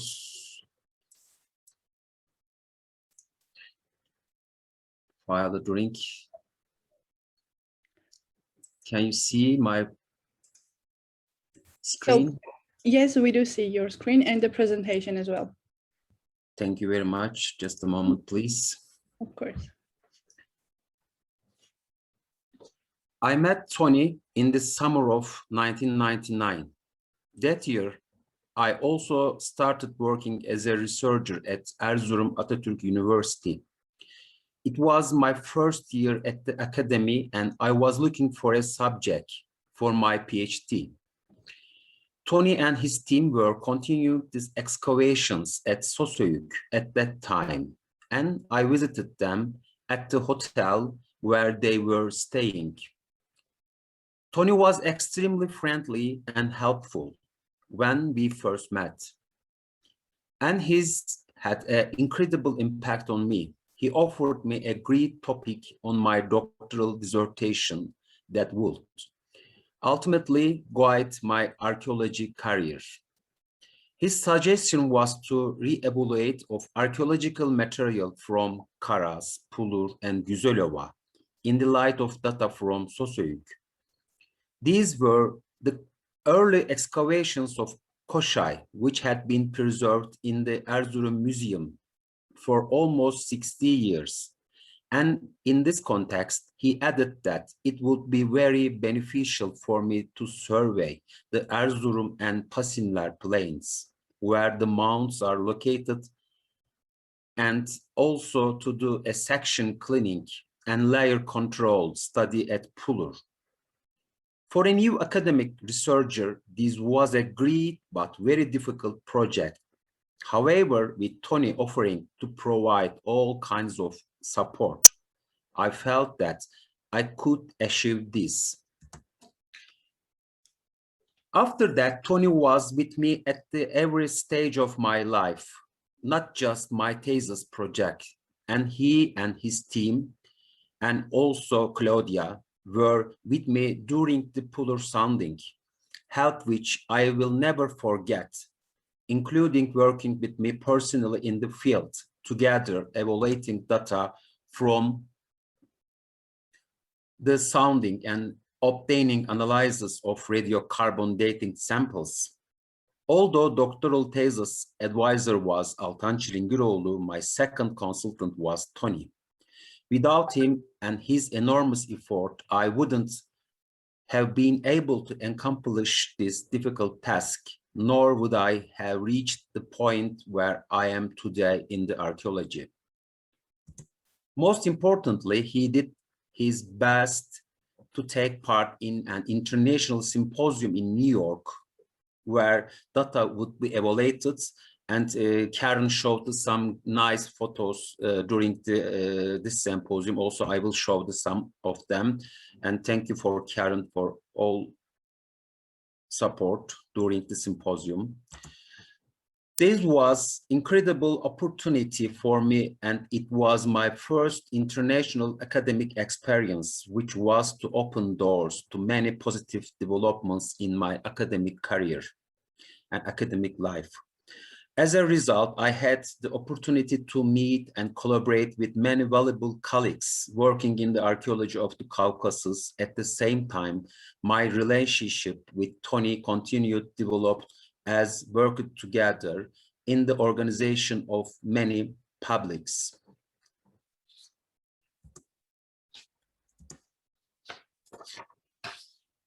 Tony is the person who has shaped the archaeology of Eastern Anatolia, especially in the Erzurum-Kars region.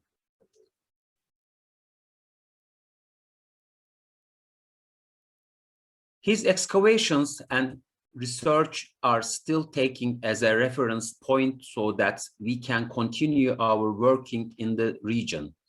His source excavations were the starting point for Northeastern Anatolia,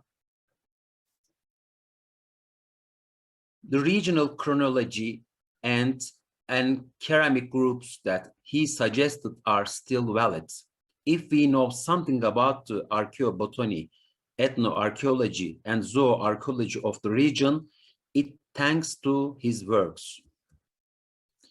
There is a newly established museum in the Erzurum, and as a sign of the gratitude for Tony's contributions to the archaeology of the region, special presentations are on display about him and SOS project. And you can see these posters in the new museum in Erzurum for about Tony and SOS project and other works. My academic and friendly relationship with Tony over more than 20 years was very special, but it didn't just apply to me. I know that many colleagues in my country of Turkey have experienced his friendly and benevolent side. There are so many close friends and colleagues who loved him besides me. I am sure all of them are as grateful and respectful to him as I am. Therefore, his strong legacy will still exist not only in the archaeology of the region, but also in the archaeology and archaeological community in my country. Perhaps the most important of the many things I inherited from Tony are the people I know and the strong friendships and bonds I have built with them. We are together with some of them at this event today. One of these very special friends is Jen Bailey, whom I met during the source excavation. In my opinion, she is one of the best gifts left to me from Tony. Our special friendship, which has endured for over 20 years, has meant that we have worked together at many great events. And we also wrote an article together in the wonderful book dedicated to Tony. That's why I wanted to share my talk with my heart today. I can never repay my debts and gratitude to his very precious person. I hope we too can be universal individuals who can leave our mark in some small way, like our mentor. Tony, you will always be very special and never forgotten. It's a good thing that you were in my life. I thank you all very much and present my love to Tony's and Tony's friends. And we never forget. Before the Jen, I want to show very little videos, please, and then I will give my words to Jen. Just a moment, please. Take your time. Thank you very much. Sorry for this problem. Pardon me. Thank you, Mehmet, and thank you to all the organising committee for having me speak with you today. I'm glad Mehmet's got some photos up here. I gave him some of them, so I've got no photos, but you'll just have to listen to my words. My experience with Tony was initially as a mature-aged student at the University of Melbourne. I had been teaching in the vocational sector for many years, but my heart and my passion had always been with archaeology since I was a very young girl. I had a large collection of archaeology and classical books, but always felt that I would love to support my esoteric knowledge with some formal study. After some personal life-changing issues, I enrolled at the university. I was in fear and trepidation. I was a bit scared. I was 49. I was soon to discover that I fitted in quite well with the young students and with other mature age students, so it was great. My choice of subjects was very much reliant on my school timetable because I was still teaching, and I adjusted my teaching life around lecture and tutorial times to meet both of those commitments, so it was pretty busy. It was in 1993 that I first sat in a lecture theatre when this very young, very handsome man strode across the to the lectern and began his lecture. It was mesmerising.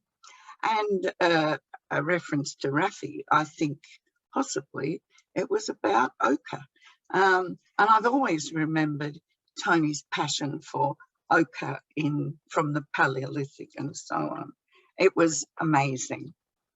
He was passionate, articulate, and a well-informed teacher. He held his audience in the palm of his hand. I can be extremely critical of teaching styles, to tell you the truth, and I don't really like being lectured to by others, but this was different. He was a natural teacher, and it was clear that he loved what he was doing. And so I became a semi-permanent fixture in the classics and archaeology department. Don't you laugh, Claudia? You know I was. And when in 2001, Tony offered me the chance to go to Turkey on a real dig, I was really ecstatic. I took some long service leave from my job and joined the team at SOS Höyük. I didn't realise it at the time, but SOS was to become the hallmark study of the Kura-Araxes culture. And the work done here was groundbreaking, as we all know. All that I knew was that I was handling and sorting very old, maybe 4,000 or 5,000 year old pieces of pottery with the marks of the potters still showing clearly in the coils and the thumbprints. It was very exciting. On the dig, Tony became completely focused on the organisation of the work, as others have said. He was meticulous. He and Claudia worked together as a team, of course. They recorded the data, they compared the pottery types. All of this was very new to me. They identified changes in fabric and colour and ensured that each of us knew what was expected of us. Occasionally, there would be a shared excitement as we identified pieces of an andiron or a painted bowl, and these would be carefully labelled for the Erzurum Museum. As others have said, Tony had the most wonderful sense of humour, and lunch hour was often a time of great hilarity as he would take over the cooking from Israfil, our driver, cook, whatever. And our days off would often be spent in extracurricular activities. No sleep-ins, into the bus, 7 o'clock, off you'd go. One momentous day we went searching for Urartian inscriptions in a far-off mountain village. At those times, Tony and Claudia would keep us entertained in the bus. More laughter. Claudia's laughing, but there were quite some rude jokes, I have to tell you. But one of my most enduring and endearing images of Tony is of him sitting on a rock on the side of a mountain just outside of the village of Yesilatash, as the men of the village gathered around him to learn for the very first time what the Urartian inscription in cuneiform actually said. In 2,600 years, none of the locals had known that it was a message from the king about the storm god Tishiba, who would destroy anyone who destroyed this boundary marker. The looks on the faces of those men as Tony read them a Turkish translation was unforgettable. Sure enough, as we looked on, the storm clouds started to gather and we knew it was time to get out of there. Upon returning home, after washing off the dust of the day and before heading off to a local locanter, you would find us drinking, I'm sorry, not wine, but whiskey in the evenings and chatting about the day's events. These were such special times. As Mehmet has mentioned, the two of us met at SOS in 2001 when he was a young student and I was this older lady, and we became friends, sharing lunch breaks together and comparing history and archaeology notes. We met up again in 2002 when he was involved with his work at Pullur. And at some stage, I offered to help him with his English transcriptions. So over the years, we've collaborated on more than 150 papers, as well as a 2-volume publication arising from an international conference in Erzurum in 2012. And I have to say that this was not something I was expecting when I began my study. Although archaeology hasn't been a job for me, it has still been my passion. And upon my retirement in 2011, I was able to spend up to 6 months of each year in Turkey, until recently, of course. And during those times, I think I saw more of Tony at the Büyük Londra than I ever did at Melbourne University. And suddenly you'd hear this voice scream out, Bailey! And I would say, Sagona! And all the Turkish people sitting around in the salon would look on in amazement as there was much hugging and screeching and yelling. And this happened more than once, I can tell you. Mehmet and I always reflect on the fact that our wonderful relationship and close collaboration was born of our relationship to Tony Sagona. He was our mentor and our friend. He was a unique man with unlimited reserves of energy for his field work, as others have said. And I use another word that I've had written here, abundant curiosity of everything, past civilizations and so on. He was able to convey this in his enormous output of writing, especially this precious last volume of published work, The Archaeology of the Caucasus, in which he was able to draw together all the threads of scholarship across the many countries of the region, which really no one else had done before. As you can tell, I miss him greatly. Thanks, everyone. Thank you very much for this amazing. If it's possible, I can, thank you very much, Jen. If it's possible, my video is ready. I can show you. For this short video, it's about Sosoyuk and Claudia's interview in this videos. And it will be shown in the new Erzurum Archaeological Museum. I want to share a small part of it. Yes, please. Thank you. Thank you. Just a moment, please. Of course, take your time.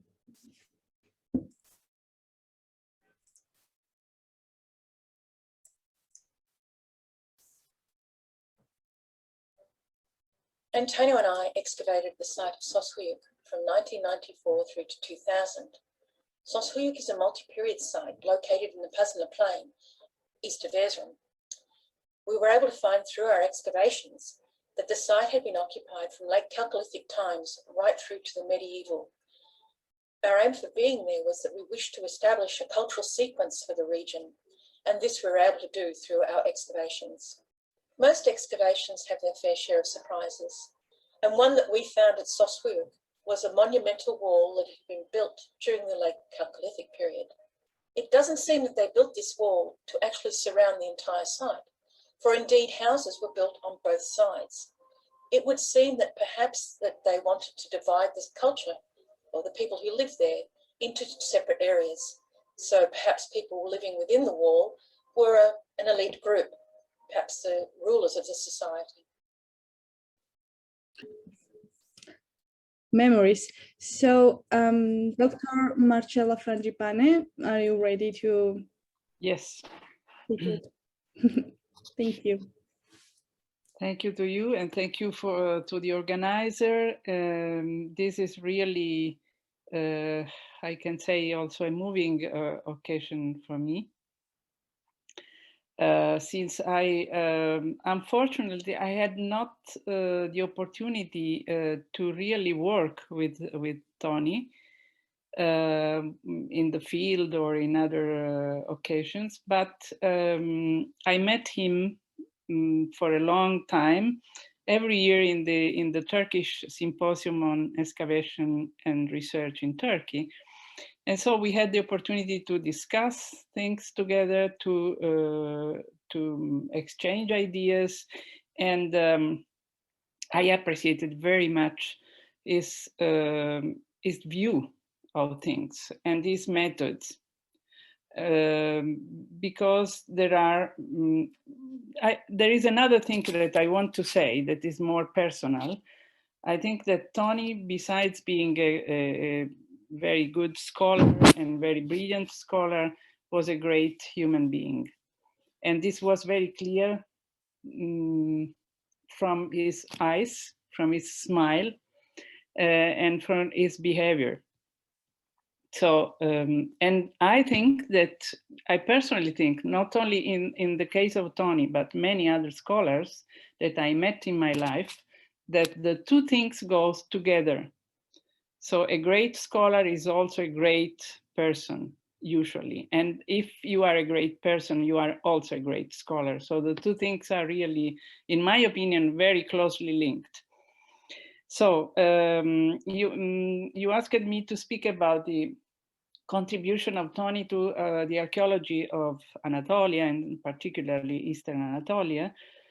And of course, everybody knows, so I don't want to make a summary of the many things, important things he did. I just want to stress a few aspects that were crucial, in my opinion, for the development of Eastern Anatolian archaeology and for Near Eastern archaeology in general, and also were very important for my personal experience as a scholar. So of course, his excavation in Sosuyuk, which is, has already been said by many colleagues, is multidisciplinary approach that at that time was not so common. And also there is another point that I want to stress, that is his care for stratigraphy in the proper sense of way. So it seems to be some very, very simple, very obvious thing, but it's not obvious, unfortunately. And for example, one of the examples I can do is the case of the late Chalcolithic round wall, probably fortification wall in Sosuyuk, that he presented in such a very detailed and clear way, with all the phases of the wall, the destruction, the demise, the reconstruction.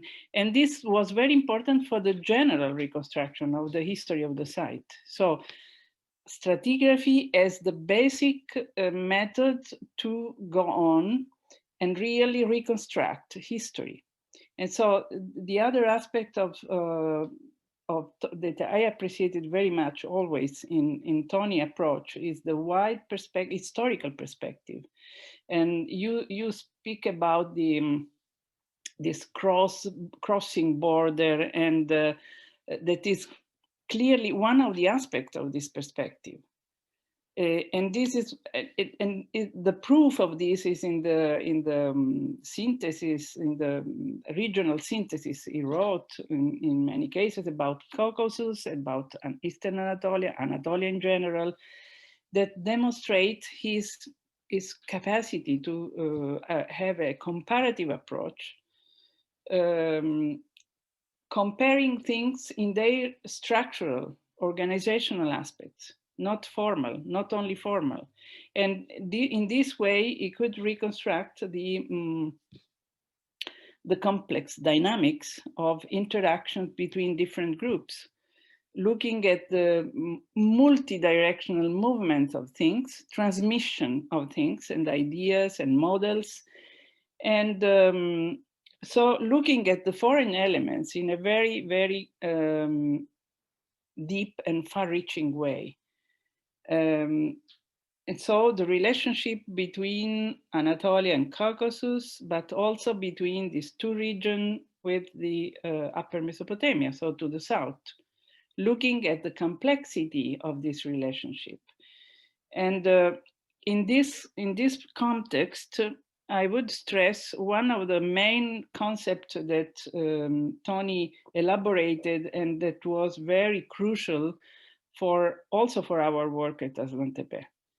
That is the idea of the interpretation of the so-called Kurorax phenomenon as a Kurorax package. This is a very, very interesting and very important thing.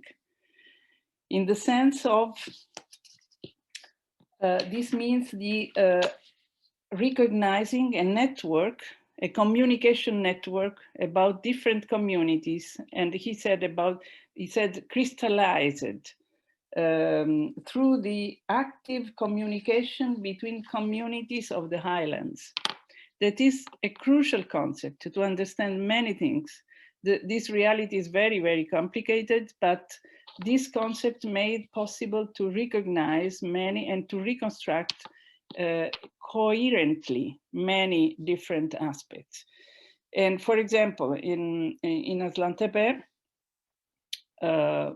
we have a clear change from the late Chalcolithic to the end of 4th millennium and beginning of early Bronze Age, between different kind of interactions with external groups, external among comma, of course. We have, as everybody knows probably, in what we call period 7 and 6a, the main relationship of Aslan-Tepe were with North Central Anatolian groups, perhaps. And then at the end of 4th millennium, the situation, there was a shift toward the east and toward the Kuraraks culture. But this change, and this is the interesting part that are related to the concept of a Kuraraks package, this shift was, of course, dramatic in the history of site because it corresponds to the collapse of the palace, to the collapse of the centralized system in the region, in the Upper Euphrates. But at the same time, we have a soft change in many aspects of material culture. For example, the pottery, the red-black pottery we have in late Chalcolithic period is very similar to Central Anatolia, North Central Anatolia in the late Chalcolithic in the 7 and 6a, and then becomes similar in the shapes to Kuraraks. But the technique of producing this pottery is absolutely the same. And the clay sources they used was the same in the Malatya region. So this demonstrates that we're not, so the Kuraraks so-called expansion is not the phenomenon of migration of people from Caucasus to the rest of these areas, but is a package, is a network of communication between people from the mountains. And they were related each other. And I think that the North Central Anatolian people were very closely related with Northeastern and Eastern Anatolian groups during all this period. And the Upper Euphrates was a kind of gate toward the south.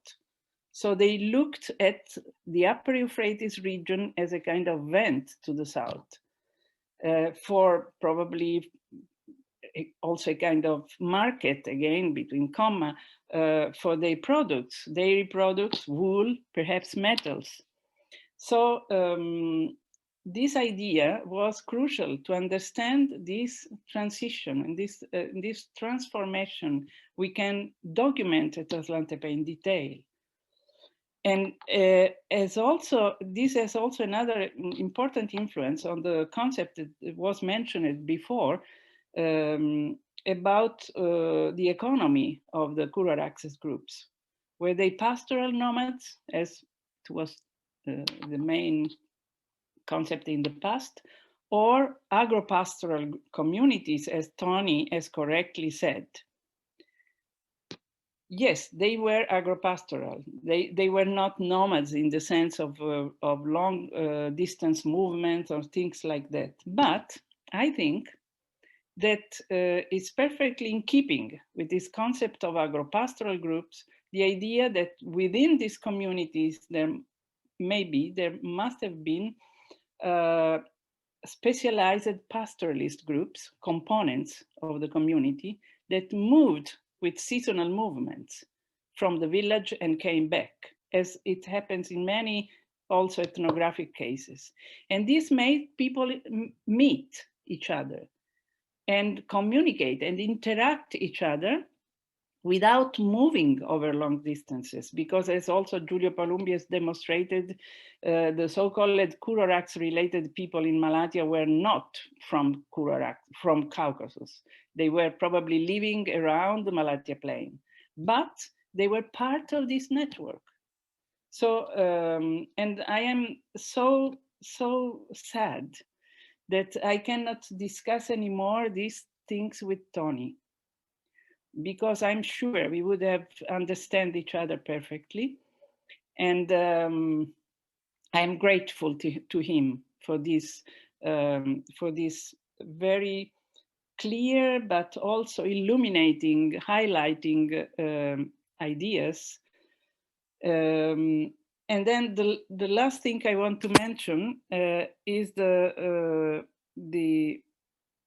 careful he made of the funerary aspects and the comparison between the so-called Marro culture of the East and the new funerary rituals that appear in the Euphrates Valley with the early Bronze Age. Because this was also another very, very important idea and perception of the importance of this relationship that is also related, of course, to the change of these societies. So these societies, the structure of these societies changed radically from the previous centralized group societies systems.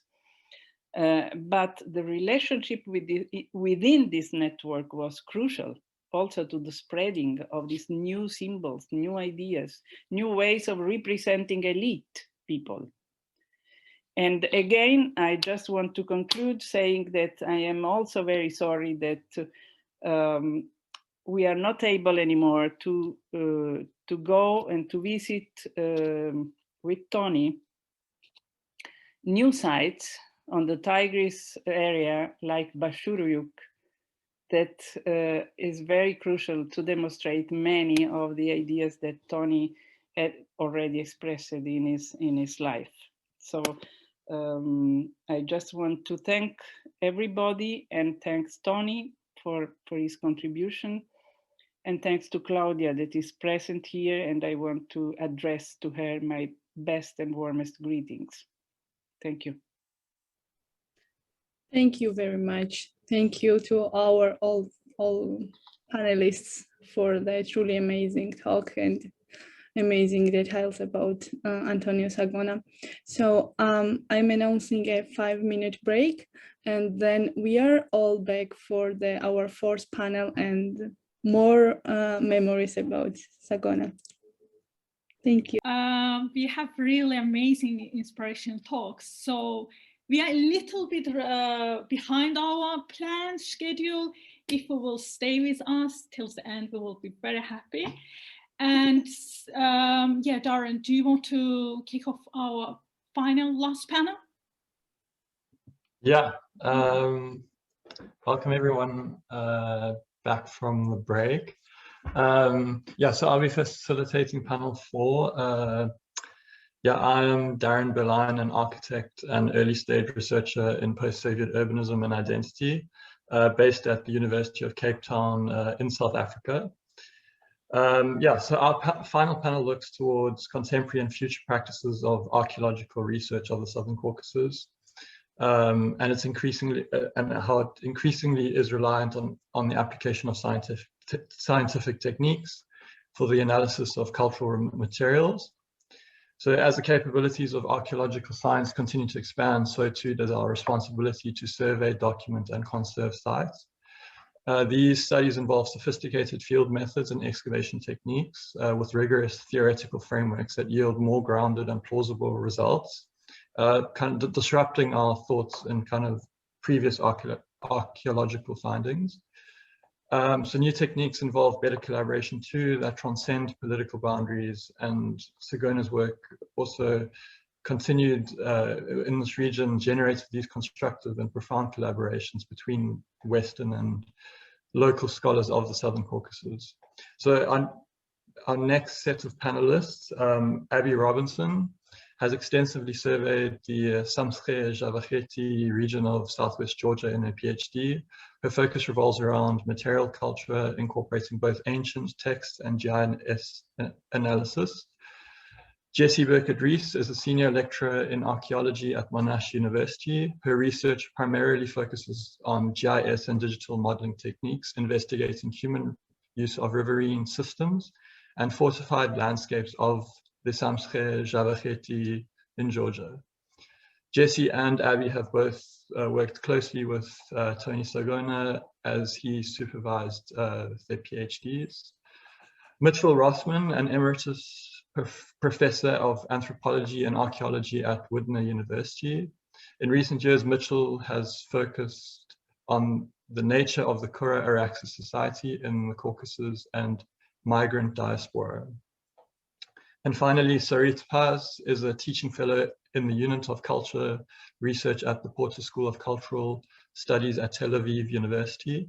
Sarita's research is focused on the early Bronze Age societies in Levant and the South Caucasus, early urbanism, houses and households, and the identification of migration and diaspora in the archaeological record. Will Abby and Jesse like to start this panel? I know you're presenting together, right? Yeah, that's right. Yeah, I'll kick off by saying it's Abby. No, I'll kick off by saying thanks for the introduction, Darren, and for the opportunity to speak today. It's really a great honour. As you mentioned, Jesse and I were Tony's students and also his colleagues of many years at the University of Melbourne, and later in Jesse's case at Monash University, where she's now, as you said, a senior lecturer in archaeology. And I think she first met Tony when she was a 15-year-old work experience student. So it was a long and fruitful relationship. And thanks so much for organising this to honour Tony on what would have been his 65th birthday. As Claudia said earlier, I'm sure he would have absolutely loved it. Talking about the archaeology of the Caucasus post-Tony, Jess and I decided to elaborate on the theme of collaboration. And what we intend is to talk some more about the key role collaborations played in Tony's career, but particularly how he passed on his approach and his connections to his students, and how those connections remain pivotal to Jesse's and my future projects with our Georgian colleagues where we both work. So now I'm going to hand over to Jesse. Well, first of all, it's so nice to see you all here for Tony and for research in the Caucasus. We all know that Tony first went to the Caucasus as a student, although this work was self-directed. It was facilitated by meetings and by mentorship. He established meaningful collaborations with local researchers, not only to facilitate his doctoral research, but partnerships that continued well beyond that. And we see that, I think, quite clearly in the panels today. Tony and his colleagues maintained these connections across geographic and political divisions for many years. Tony didn't just espouse the importance of research collaboration, but he lived it and he genuinely valued it. And his publications show this, but then again, so do events like this workshop. Tony was generous in that he shared the collaborations and research partnerships that he established and valued, extending these to students that he supervised.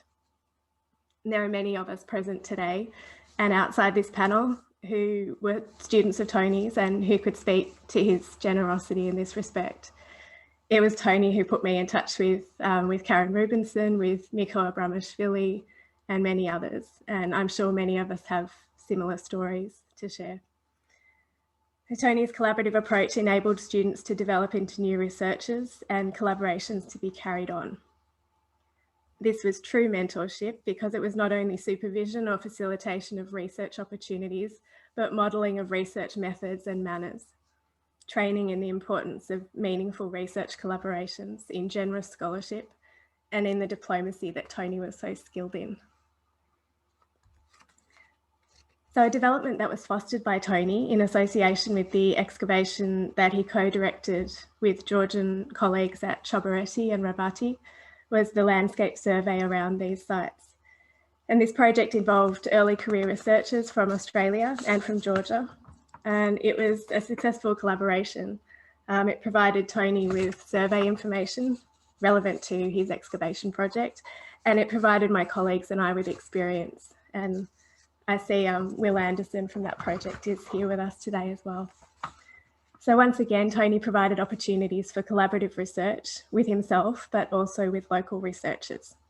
And it's these collaborations which developed from Tony's introductions that we each carry forward now. And another field project that ran adjacent to Choboreti and Rabati was and is my PhD project, an extensive multi-period survey that Tony made possible and strongly supported. It was actually a bit strange to find myself there because I was a historian, but Tony convinced me, he was very persuasive with his photos of Georgia, that I'd be better off as an archaeologist. So here I am. My collaborator on the survey, Giorgi Bedianashvili came to us via Tony's close contact, Marina Puderidze of Tbilisi State University. I actually saw Marina here, I think, as did so many of our colleagues over the years. And again, I see many of them here. As Giorgi B mentioned earlier, they came as young students, and now many of them have projects and students of their own. So it's just fantastic. Apart from my PhD, Giorgi's master's and some co-authored publications, our data was always, from the survey, was also used as pilot content for what became the Georgian Cultural Heritage Portal, which you can see on screen now. And that's a major project that Giorgi led for the National Agency for Cultural Heritage Preservation of Georgia. And it's just really a fantastic resource that they've developed. Beyond that, we were able to organise with Will Anderson, who gets another mention, a member of the LAG team, as Jessie said earlier, and Kristen Hopper of Durham University, a workshop on survey archaeology in the South Caucasus that was attended by colleagues from all over the world and resulted in a book. So Tony and Marina's initial introduction between Giorgi and me led to a whole new web of international contacts and collaborations. On a related topic, we've also been obviously very fortunate in our relationship with the Georgian National Museum, where Tony forged a collaboration with David Lord Kipanidze and Giorgi Bedianashvili more than a decade ago that we're still very much benefiting from today and into the future. Giorgi B already mentioned the joint project between the museum and the University of Melbourne there, but I want to add that there's great enthusiasm in Melbourne about the future of that project, which was begun by Tony with Kaka, Kahiani and others. And in fact, a generous bequest, the result of Andrew's great relationship building, means we'll be able to build a dig house and lab in the village to benefit Georgian and Australian students and researchers for many years to come. Something else I think Tony would have been very pleased about. Tony and his network of colleagues have put us in touch with the best and brightest in Georgian archaeology. And Tony is sadly not with us anymore to guide us. And those of us he mentored miss his advice and his wisdom very much. But we proceed in the style of scholarship that he trained us in. We're continuing this through collaborative research initiatives, particularly with our colleagues Giorgi Bedianashvili and Giorgi Bedianashvili, and moving forward with new research along the Mikvari River in southwest Georgia. So we aim to investigate the settlement and fortification of the Kura River route in the antique and medieval periods by examining Kurtbisi and Smogvi, which are significant castles in the Vardzia Kurtbisi Cultural Heritage Precinct. And together with traditional methods like survey and test excavation, the use of new techniques and technologies will help us approach archaeological questions about settlement, about land tenure, mobility, and the role of the Kura River in the lives of communities. These are questions that interest our Georgian colleagues, built on their strengths and contribute to Georgian goals in cultural heritage preservation. These are not questions that we arrive with fully formed, but are questions developed in collaboration with our partner researchers in Georgia. Tony had his research interests, agendas and strengths, but founded strong research projects by finding alignments and engagement with his collaborators.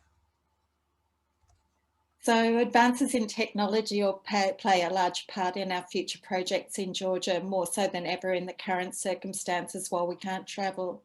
But either way, the person-to-person contacts are still of paramount importance. In this context, we're aiming to continue Tony's work by mirroring his strengths in that aspect and continuing in his collaborative spirit.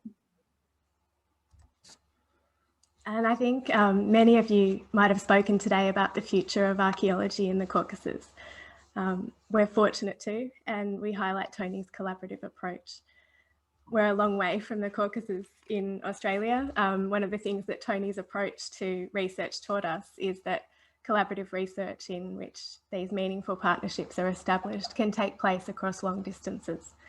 One can be active and participate even from Australia, which is something that Andrew noted in the very first presentation as well. And as we proceed with our research, the international representation here today shows how far and how wide Tony's collaborations extended and the international network of scholars that exists as a result.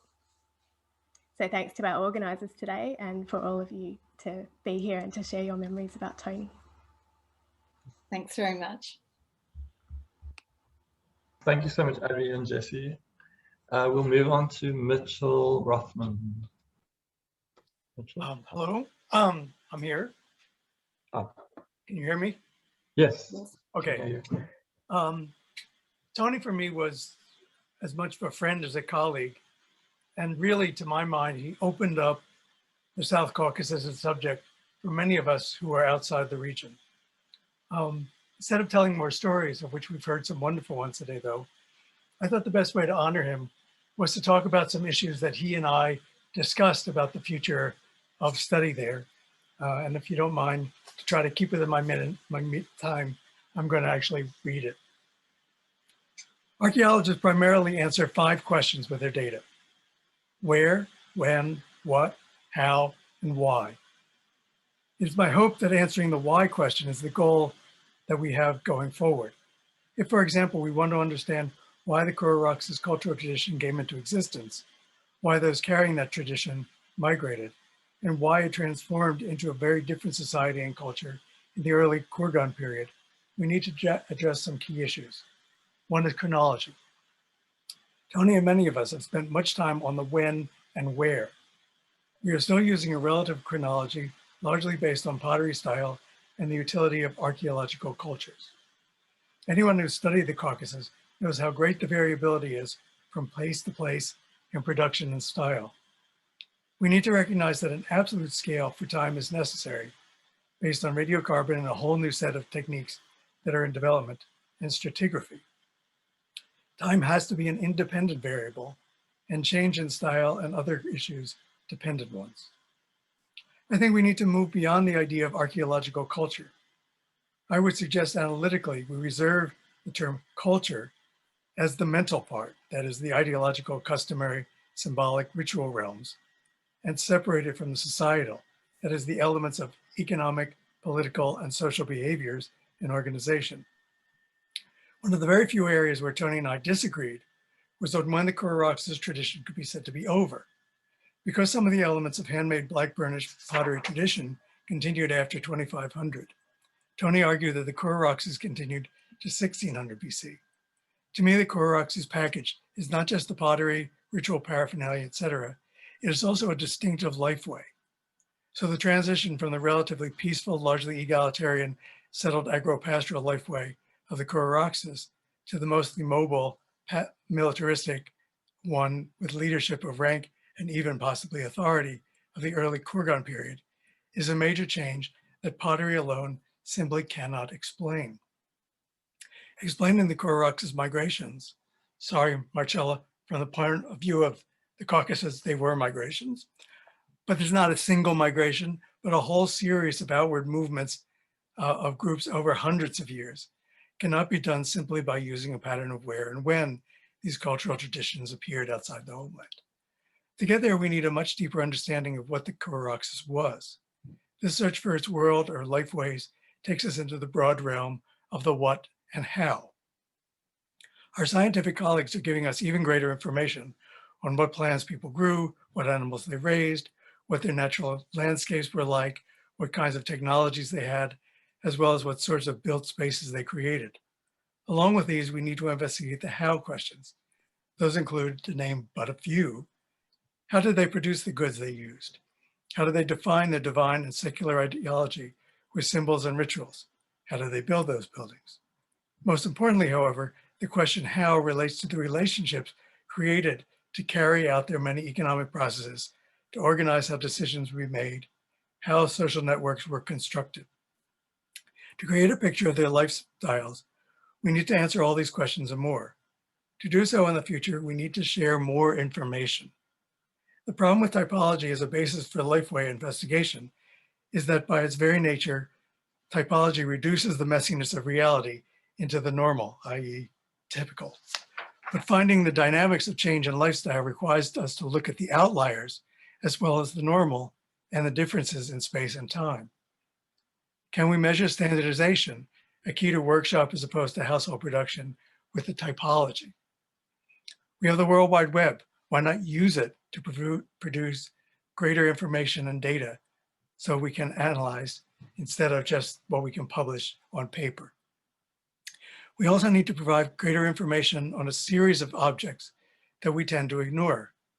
I have found detailed information on the groundstone and bone tools and ceramic function hard to find for the Caucasus, even though my work from Shengavit implies a major effort of the locals to use these tools in making baskets and leather. When have we ever heard about either? When I was trying to make sense of the evolution of Tepigara, my analytically most powerful tool was to put all categories of artifacts from decent context back into their buildings and open spaces. This created patterns of what the people at the time were doing and how they were organizing the various activities, and in places creating control mechanisms. Investigating how these patterns varied from building to building, from level to level, gave me the chance to see how the ancients perceived what the important variables were. It is then possible to begin modeling why such a pattern might have happened. This also implies greater emphasis on wide horizontal as opposed to deep chronological excavation. The last step to the why is the sort of theory that integrates all these new data sources, not merely what some call theory, which produces patterns, but still theory needs, that we would still need theory to explain. I know this is barely the beginning of a skeleton, but I suspect my 5 minutes are up. I can hear Tony saying this, as I do to my own students, because this is, after all, an organization of students. So a bit of advice.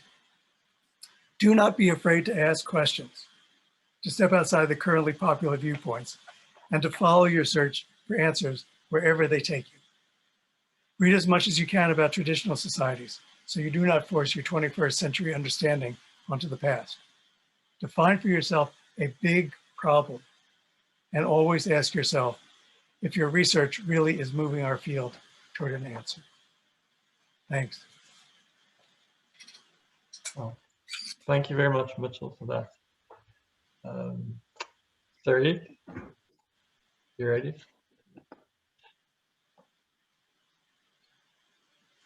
Sarita?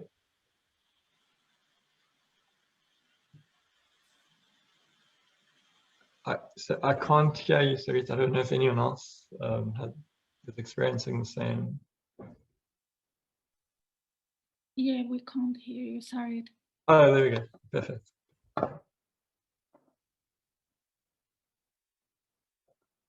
Yeah. Somehow we can't hear you.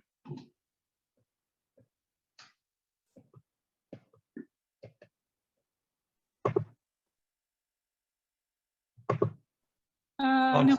No, no.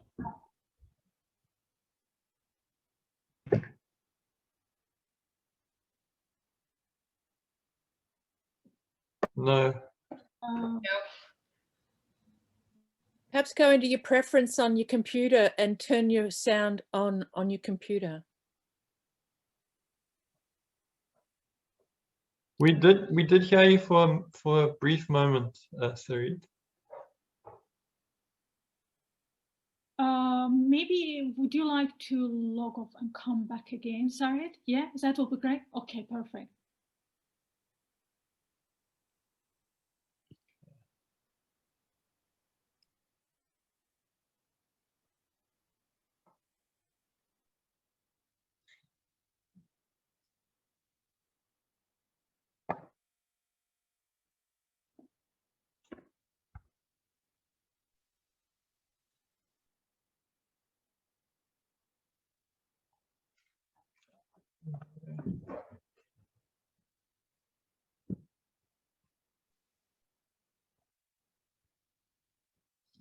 Where?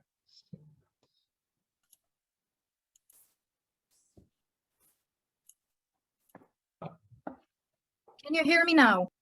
Yes. Oh, sorry, it disappeared. Okay. Oh.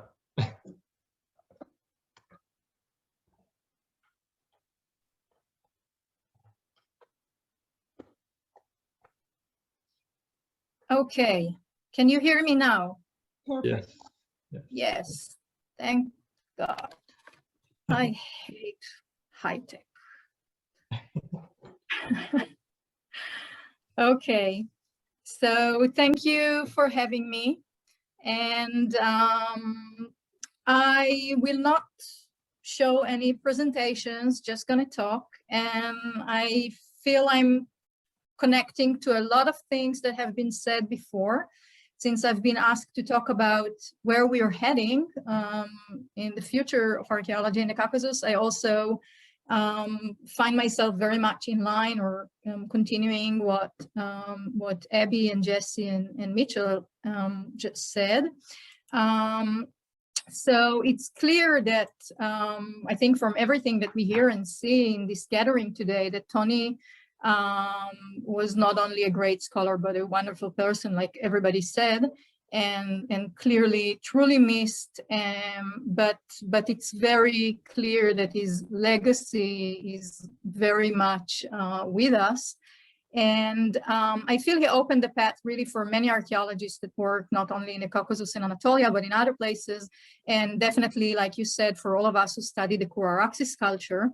I've been working with Rafi at Tel Beit Yerach for the past 20 years, and I'm one of those Khirbet Kerak people who found their way to the Caucasus following my research interest in the Kura-Araxes culture and the issues of migration and diaspora.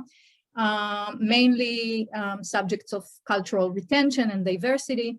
And in this context, personally, Tony was also a mentor for me, and he's inspired me and encouraged me to pursue my research on Kura-Araxes in general and specifically in Georgia. And I owe him very much the beginning of my engagement with the Kura-Araxes site of Bat Chelebi. I consulted him when I started working about doing household archaeology in the South Caucasus, and he immediately suggested this site and made all the connections for me. And this later led to my bigger project that is also in the spirit of everything that has been said here, an international project of people from across the world, basically, working to publish, to bring together this site in Georgia to light.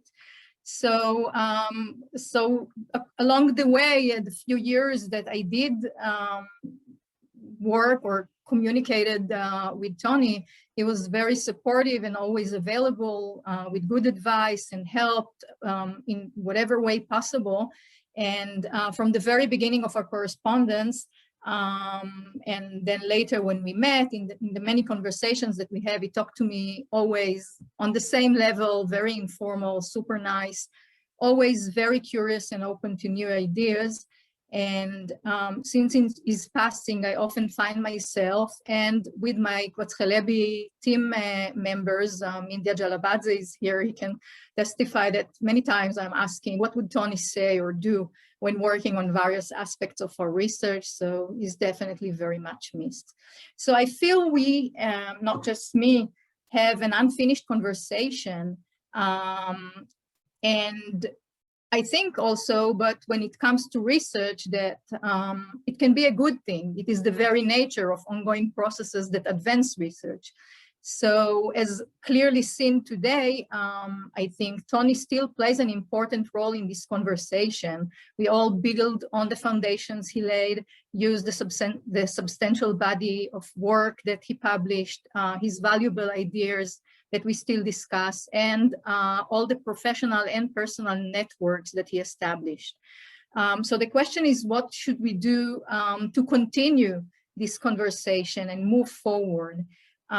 First, I think, is to acknowledge that there are still existing problems and barriers, as many of you mentioned today, that for many decades, the archaeological research of the South Caucasus and related regions was dispersed and fragmented, largely due to modern political borders, and the Kura-Araxes cultural phenomena, as Rafi mentioned before, is found in 9 modern countries, for example. And as researchers, we have to cross all these various tangible and intangible boundaries travel long distances, both physically and culturally, and overcome language, mentality differences, political and bureaucratic issues. And Tony brilliantly and sensitively found a way to do all these things. And we all know that some countries and regions still experience conflicts and instability that poses challenges for the field work and following research and collaborations. Local and regional studies that are conducted in different countries are still often using various languages, terminologies, chronological divisions. Another example would be classical archaeology, that although sharing common historical framework with the discipline is practiced in the West, developed very differently in the South Caucasus, especially during Soviet times. So these are all things that we have to take into consideration. Although in recent years, of course, there are various attempts to widen the conversation and move from fragmented or punctuated to more integrated studies, as Tony has already done 40 years ago, and his 1984 seminal work on the Caucasus, I think, is the example for that.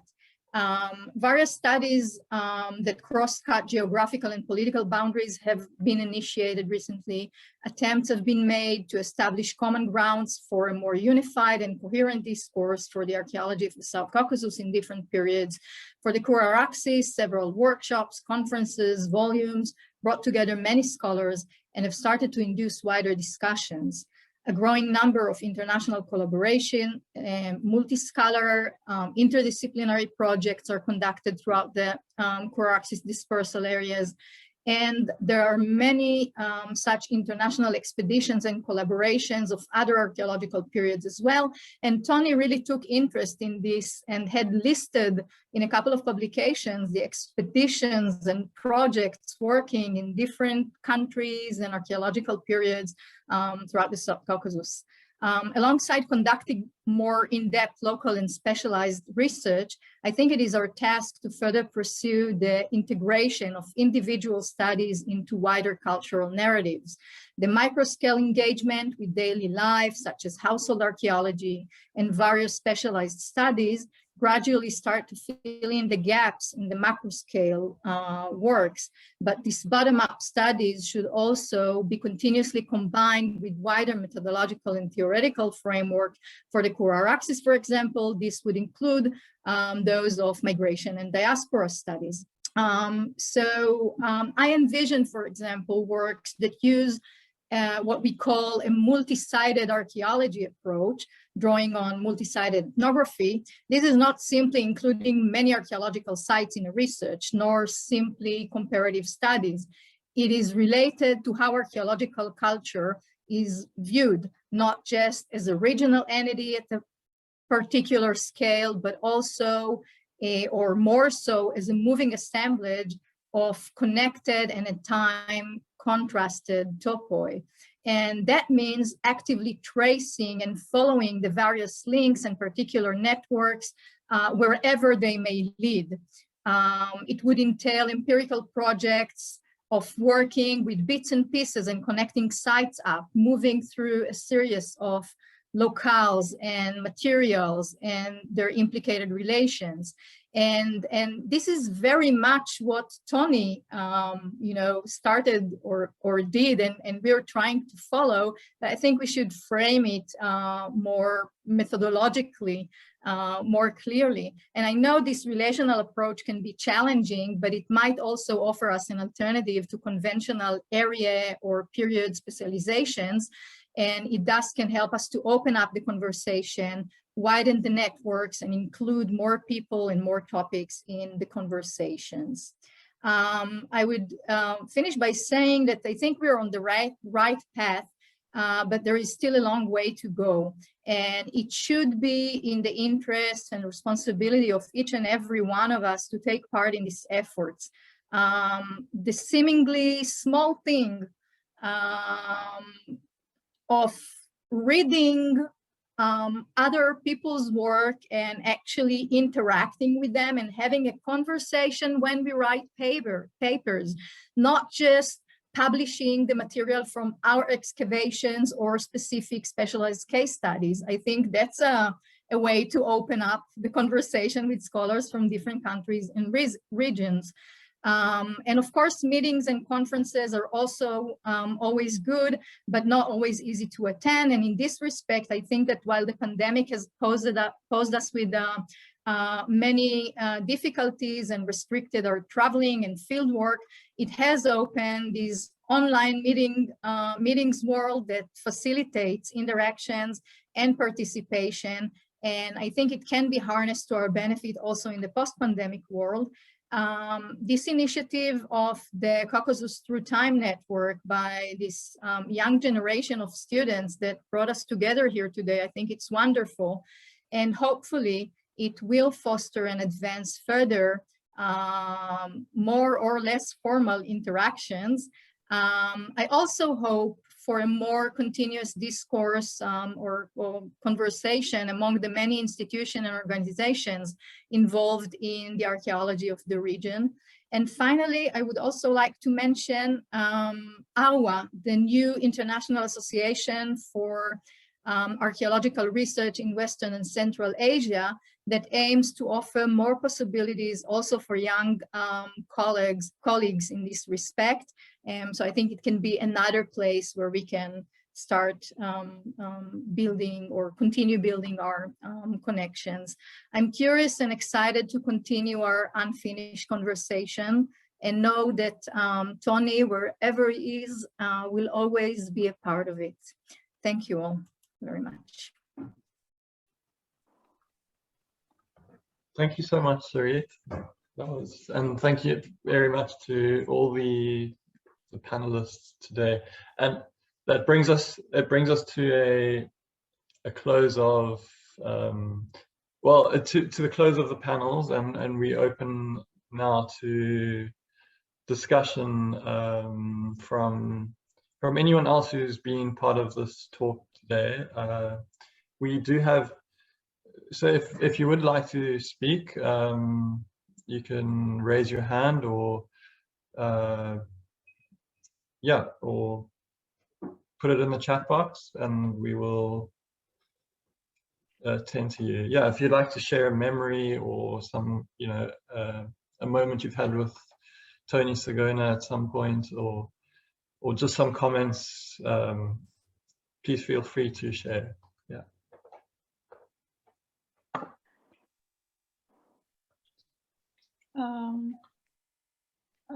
Vali Malim, would you like to share? Yeah. I greet everyone. Antonio Sagona played a very important role to study the cultures of the Caucasus and East Anatolia. He is the author of numerous scientific books and articles that are devoted to the archaeology of ancient East. In the work of Sagona, a certain place is occupied by this study Caucasus culture. This excavation at the settlements also very important to clarify the genesis of Caucasus culture. To clarify the genesis of the Caucasus culture, he did a lot with his friend Figurati. He suggests that the genesis of Caucasus culture is associated with late Chalcolithic culture. In this regard, proto-Caucasus ceramic attract attention. Similar ceramic were identified from number of monuments of South Caucasus and East Anatolia. And Daniel Sagona did a lot of study the ancient culture of South Caucasus and ancient East. The bright memory of Antonio Sagona will always live on the heart of scientists and cultural figures of the world. Thank you very much.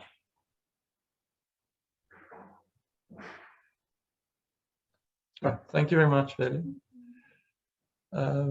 Would anyone else? May Marina? I? Yes, Marina, yeah.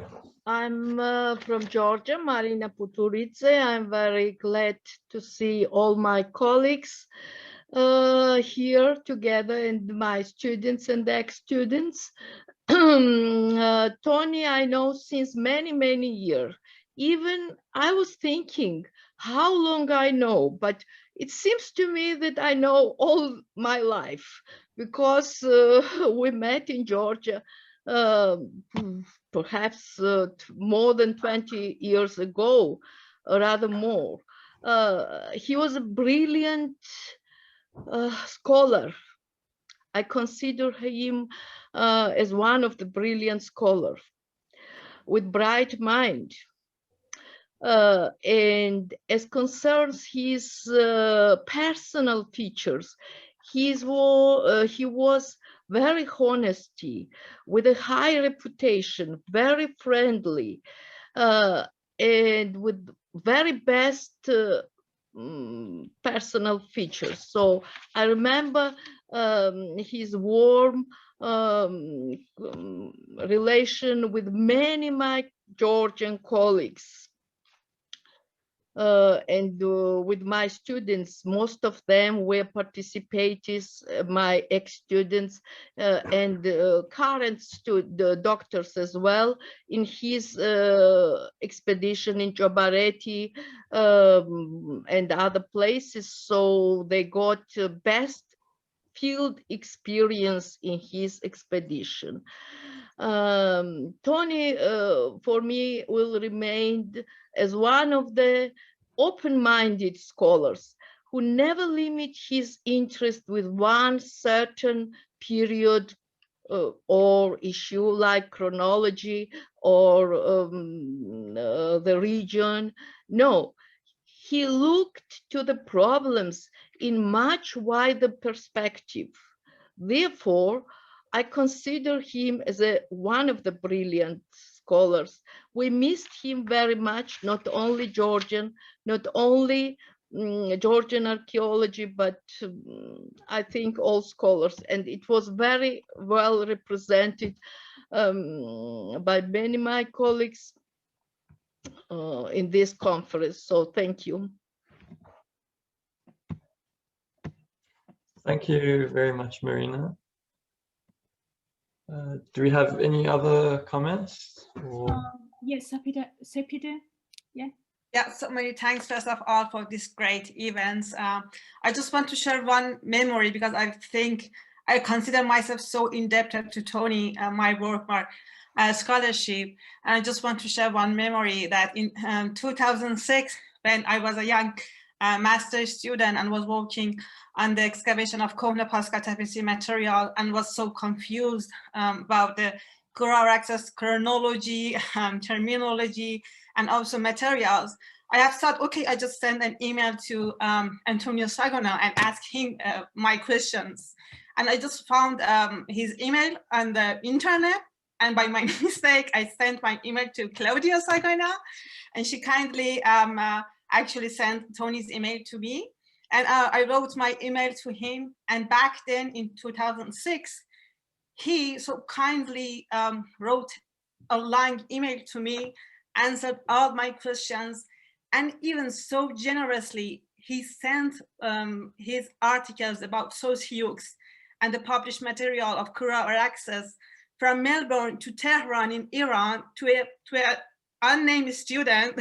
I was no one back then, and still I'm not anybody, but back then I was just an unnamed master's student in Tehran, in nowhere of the world. And he so generously sent his articles to me.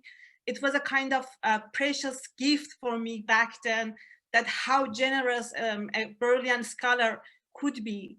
And he shared all his knowledge.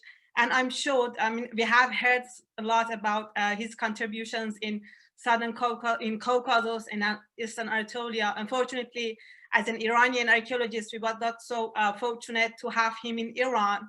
But his inspiration and his kindness touched actually many of my young colleagues, Iranian archaeologists, included myself, I have heard many brilliant memories of Tony from my other colleagues, Karim Alizadeh or Akbar Abedi in Iran, and just want to say that his inspiration and his knowledge and his memories are always with us everywhere, and he will not be actually forgotten, because not only we live with his articles and books every day, but also, as we have heard, he was a great person and human, and that would be very actually acknowledged always, anytime. So thanks for your actually this great event for memorizing him again. Yeah. Thank you very much, Sapila. Marcella, who you'd like?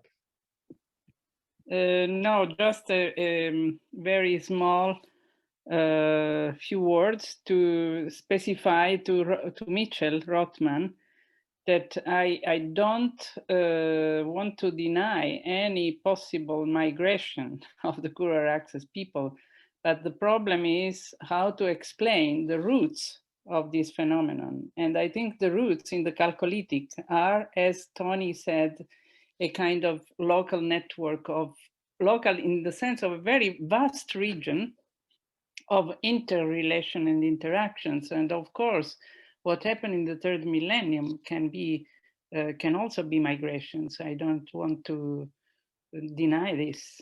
It's just to make this more clear.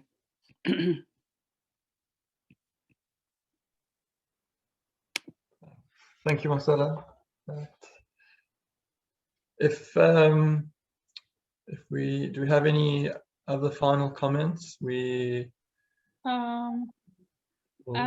would like to ask Vivi, Claudia, would you like to say a few words after this amazing event, and then to our speakers, panelists, friends? Yes, I'd be happy to. Honestly, it's been a truly moving and wonderful occasion. Thank you so much for organising it, you and Gwendoline and everyone who participated.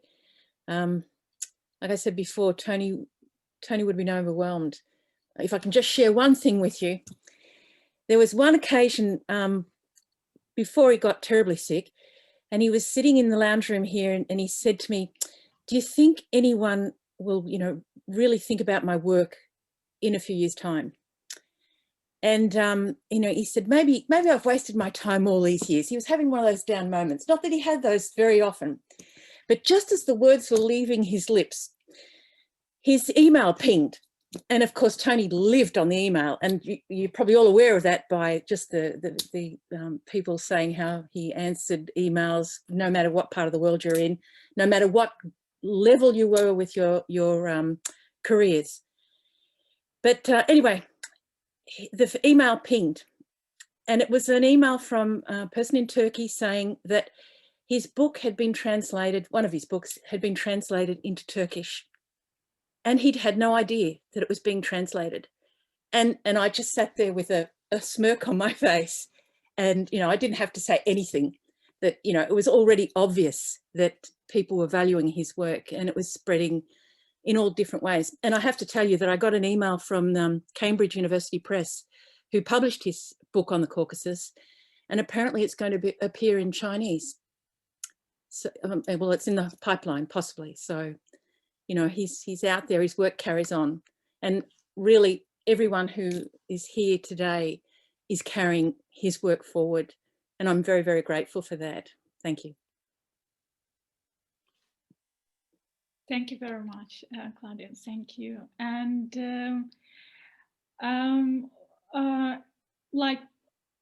sorry, I'm. Would you like to have any words to say, or we are a little bit running our time?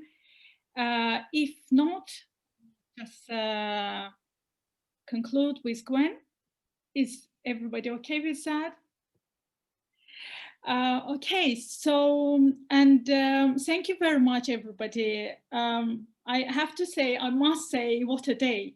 The Caucasus Through Time Network we want to express our heartfelt thanks to all our guest speakers. And we are very thankful for your time, for your contribution, for your support.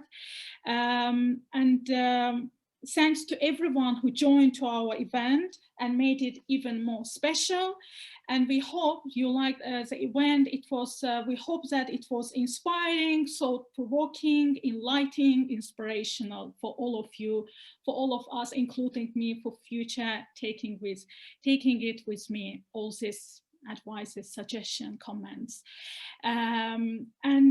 Yes, if you would like to say a few words about our future events.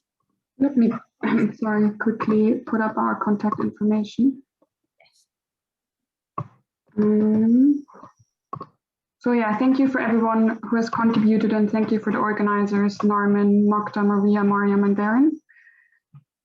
Just to say, we have a few events planned in the